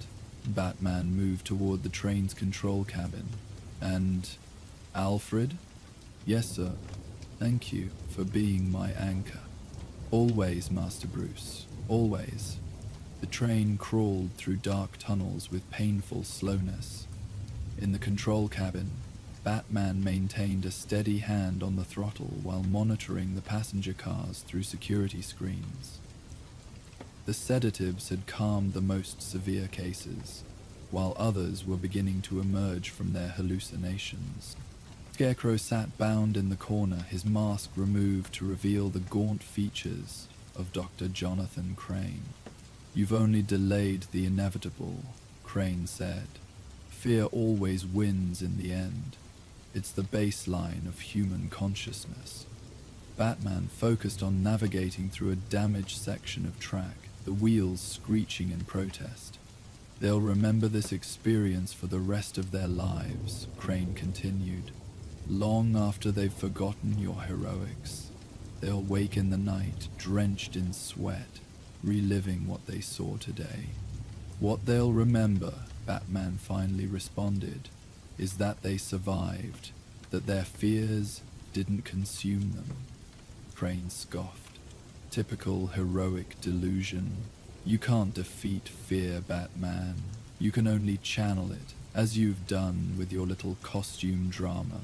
Tell me, when you put on that mask, which side of it are you hiding from?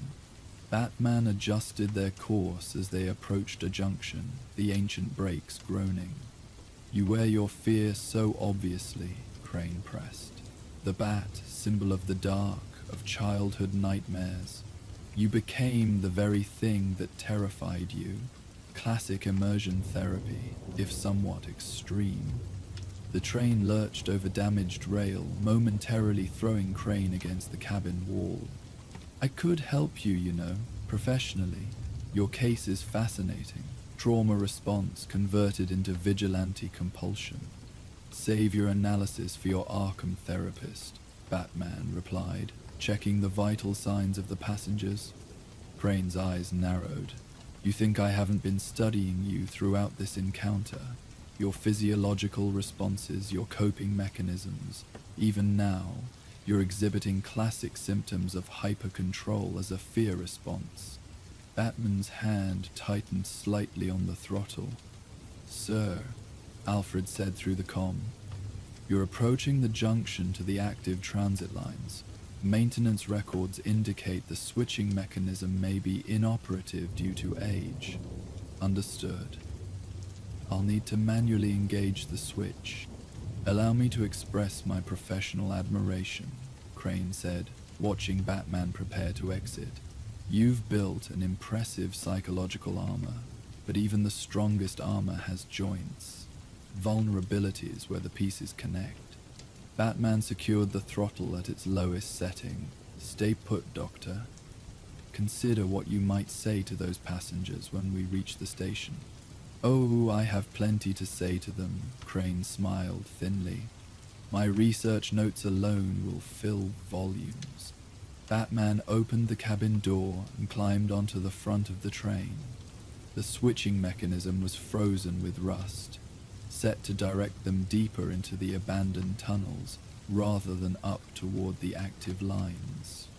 As the train continued its slow advance, Batman leapt from the front, landing beside the switch. The ancient manual lever resisted his first attempt. Alfred, the switch is jammed. I need more leverage. There should be a maintenance toolkit in a housing near the junction. Batman located the rusted box, found a heavy wrench, and applied it to the mechanism, muscles straining against decades of resistance. With a shriek of tortured metal, the switch began to move. Batman threw his full weight against it until it locked into position, aligning the track toward the active transit system. He turned back toward the approaching train and froze. The control cabin was empty. Alfred, Crane is loose on the train. Batman sprinted back, leaping onto the rear car and forcing open the emergency door. Inside, passengers looked up in alarm, their faces still bearing the after effects of terror. Stay calm, Batman instructed, moving swiftly through the car. We're almost back to the main station. Medical help is waiting. A woman clutched at his arm. There was a man, thin, wild-made. He went that way. She pointed toward the connecting door. He was saying something about unfinished business. Batman moved through the cars methodically. In the fifth car, he found an abandoned restraint, the lock picked with improvised tools. Sir, Alfred's voice had new urgency. The train is accelerating. Batman felt it too, the gradually increasing momentum. He's overridden the throttle limiter. At this velocity, the train will derail when it hits the curved junction to the main line.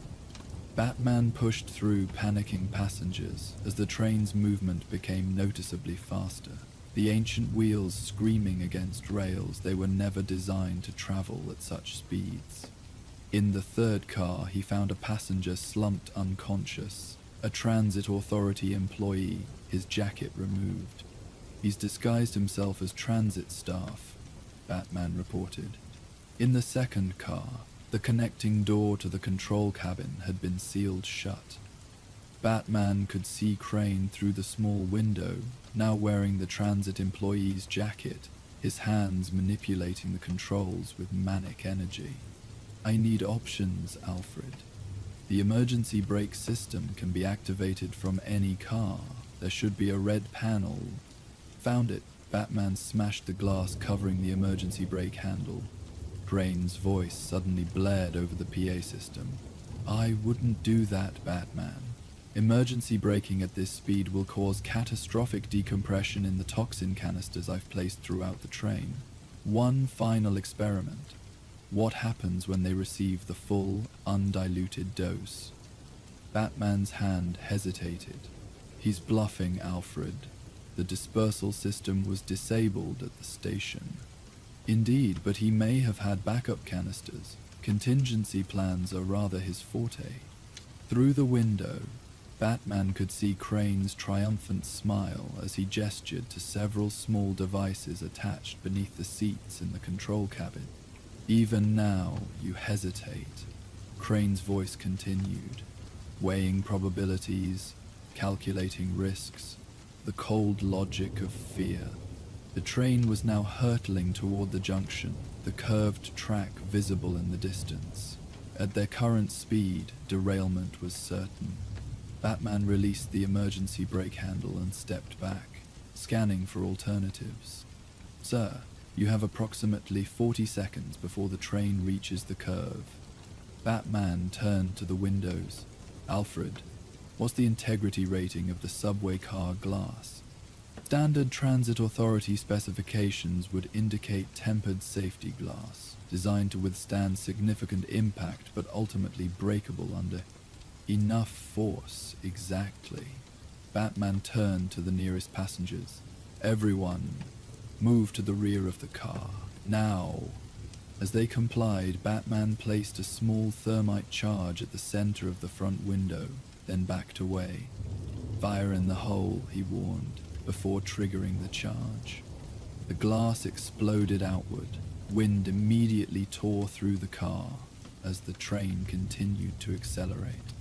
Batman moved to the opening, fired his grapnel toward the tunnel's ceiling, and launched himself through, swinging in a wide arc that brought him onto the roof of the lead car.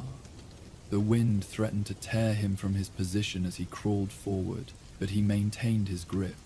Reaching the front, he swung down directly in front of the control cabin window, coming face to face with a startled Crane. Using his momentum, Batman crashed through the glass. Crane scrambled backward, reaching for the throttle controls. It's too late, he shouted. We've passed the point of no return. Batman seized Crane by his stolen jacket, lifting him away from the controls. There's always a choice. With his free hand, Batman examined the control panel. Crane had disengaged the standard braking system, but the emergency override remained, requiring both hands to activate. Alfred, I need both hands for the emergency stop. Can you trigger a remote taser pulse through my gauntlets? Certainly, sir. On your mark.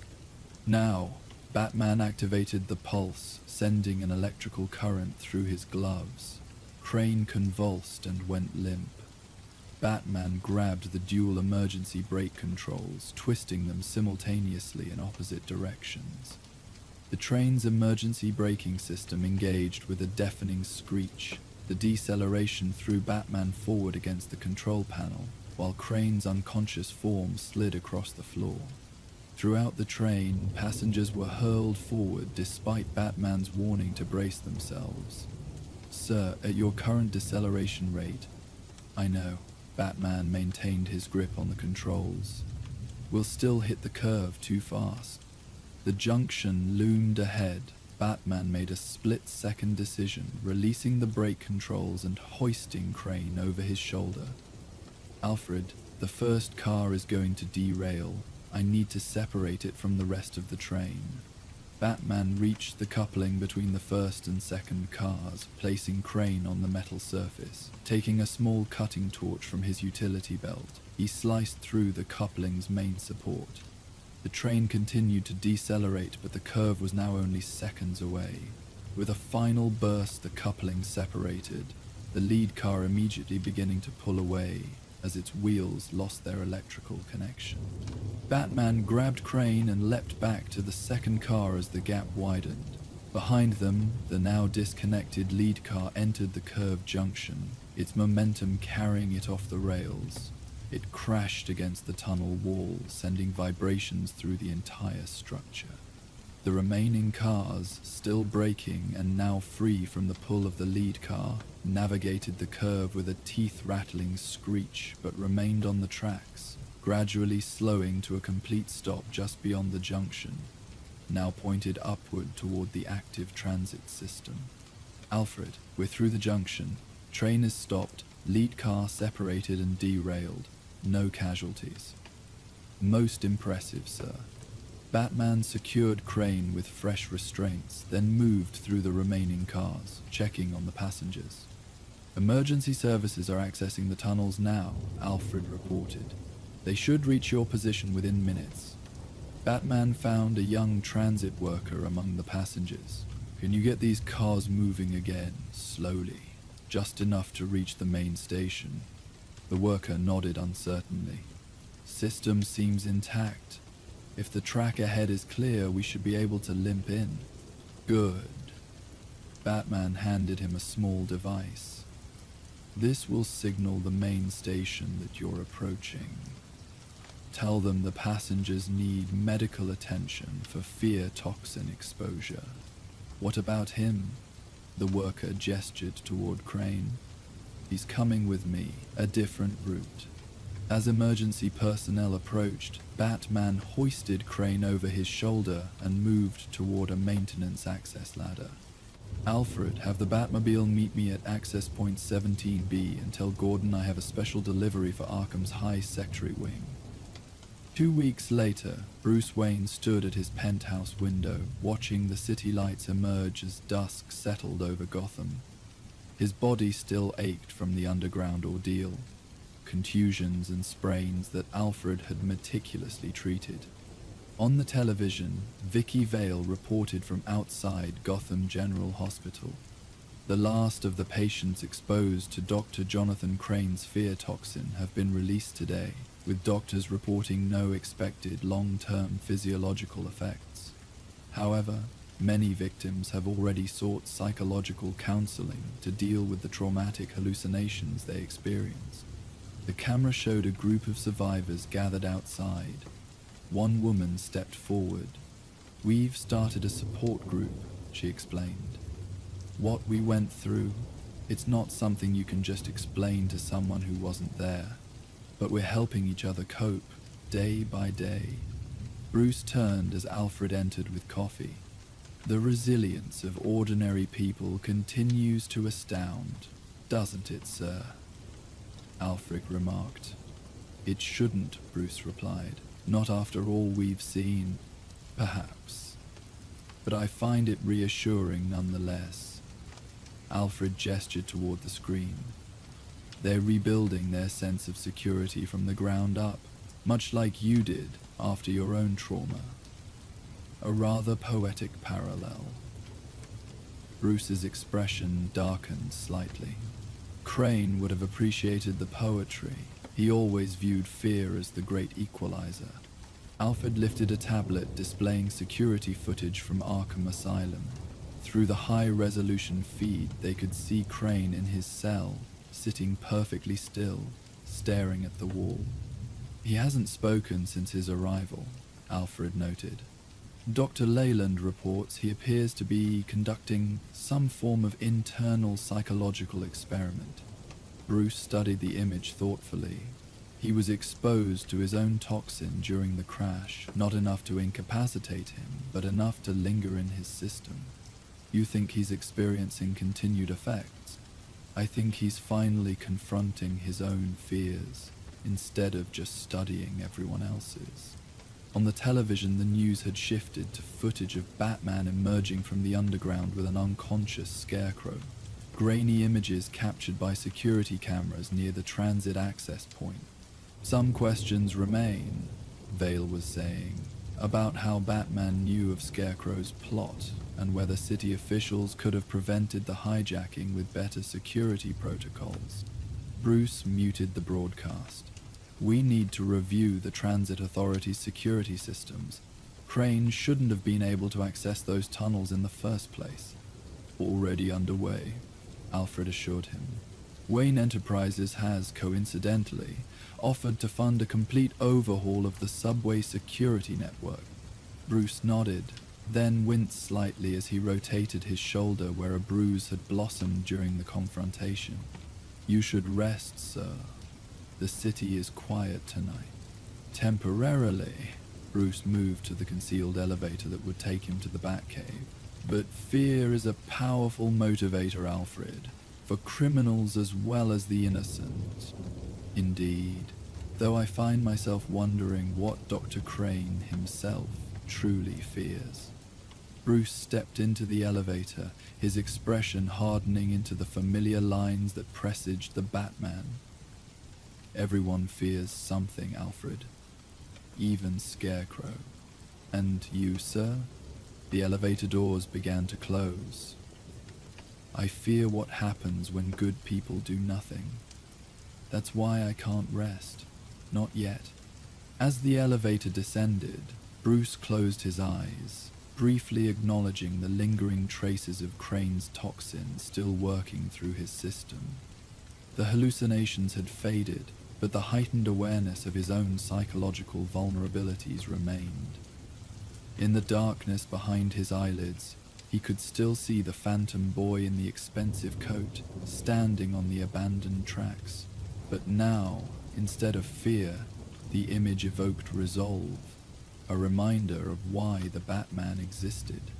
The elevator reached the Batcave, doors opening to reveal the vast underground complex with its gleaming technology and shadowed recesses. Bruce stepped out, moving toward the costume vault where the Bat waited, patient and eternal. Fear was indeed a powerful force, he reflected, but so was the will to face it, night after night, in the darkness beneath Gotham. Meanwhile, in Arkham Asylum's high-security wing, Jonathan Crane sat cross-legged on his cot, eyes closed in meditation. The orderlies had grown accustomed to this nightly ritual, noting it in their logs as subject engaged in self-hypnosis. What they couldn't see was the intricate landscape unfolding behind Crane's eyelids. A detailed mental reconstruction of his underground laboratory, every beaker and notebook precisely where he had left them, every formula and observation preserved in his eidetic memory. In this internal sanctuary, Crane moved freely, reviewing the data from what he now called the Batman experiment, analyzing every reaction throughout their underground confrontation. Fascinating, he whispered to himself. The subject displays remarkable resilience to traditional fear triggers, yet exhibits unmistakable autonomic responses to specific iconography. In his mind, he adjusted a molecular model, the structure of his fear toxin, modified based on the results he had observed.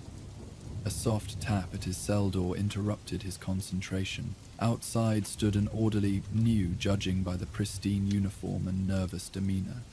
"Medication time, Dr. Crane," the man said, voice hushed as he operated the secure pass-through drawer. Crane smiled thinly. "Rather late for the evening round." The orderly didn't meet his gaze. "Special prescription, direct from Dr. Leland." Crane approached the drawer as it opened to reveal a small paper cup containing 2 unfamiliar pills.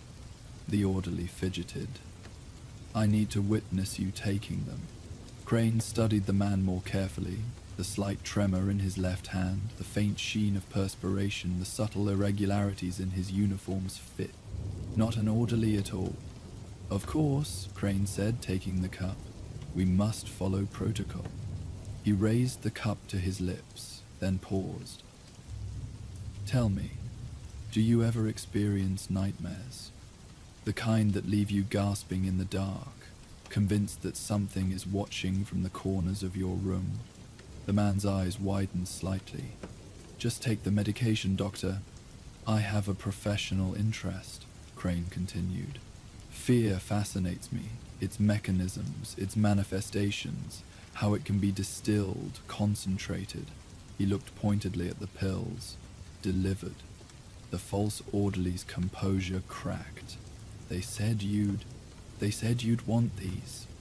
Indeed I did, Crane interrupted smoothly. But arrangements change. Tell your employers that Dr. Crane is pursuing a different methodology now. BB won't be happy. Fear rarely makes one happy, Crane replied. That's rather the point. The man retreated, disappearing down the corridor. Crane returned to his cot, resuming his cross-legged position with a satisfied expression. Batman had shown him something important.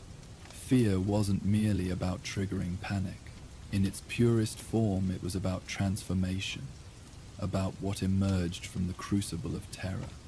The vigilante had faced his darkest fears in those underground passages and emerged not broken, but somehow strengthened. A psychological anomaly that demanded further investigation. Crane smiled in the darkness of his cell, fingers lightly tracing formulas on the thin mattress beneath him. Everyone fears something, he whispered, echoing Batman's unheard words from weeks earlier. Above Arkham, clouds parted briefly to reveal the night sky. No spotlight illuminated the darkness tonight. The city was quiet, its guardian moving unseen through shadow and stone.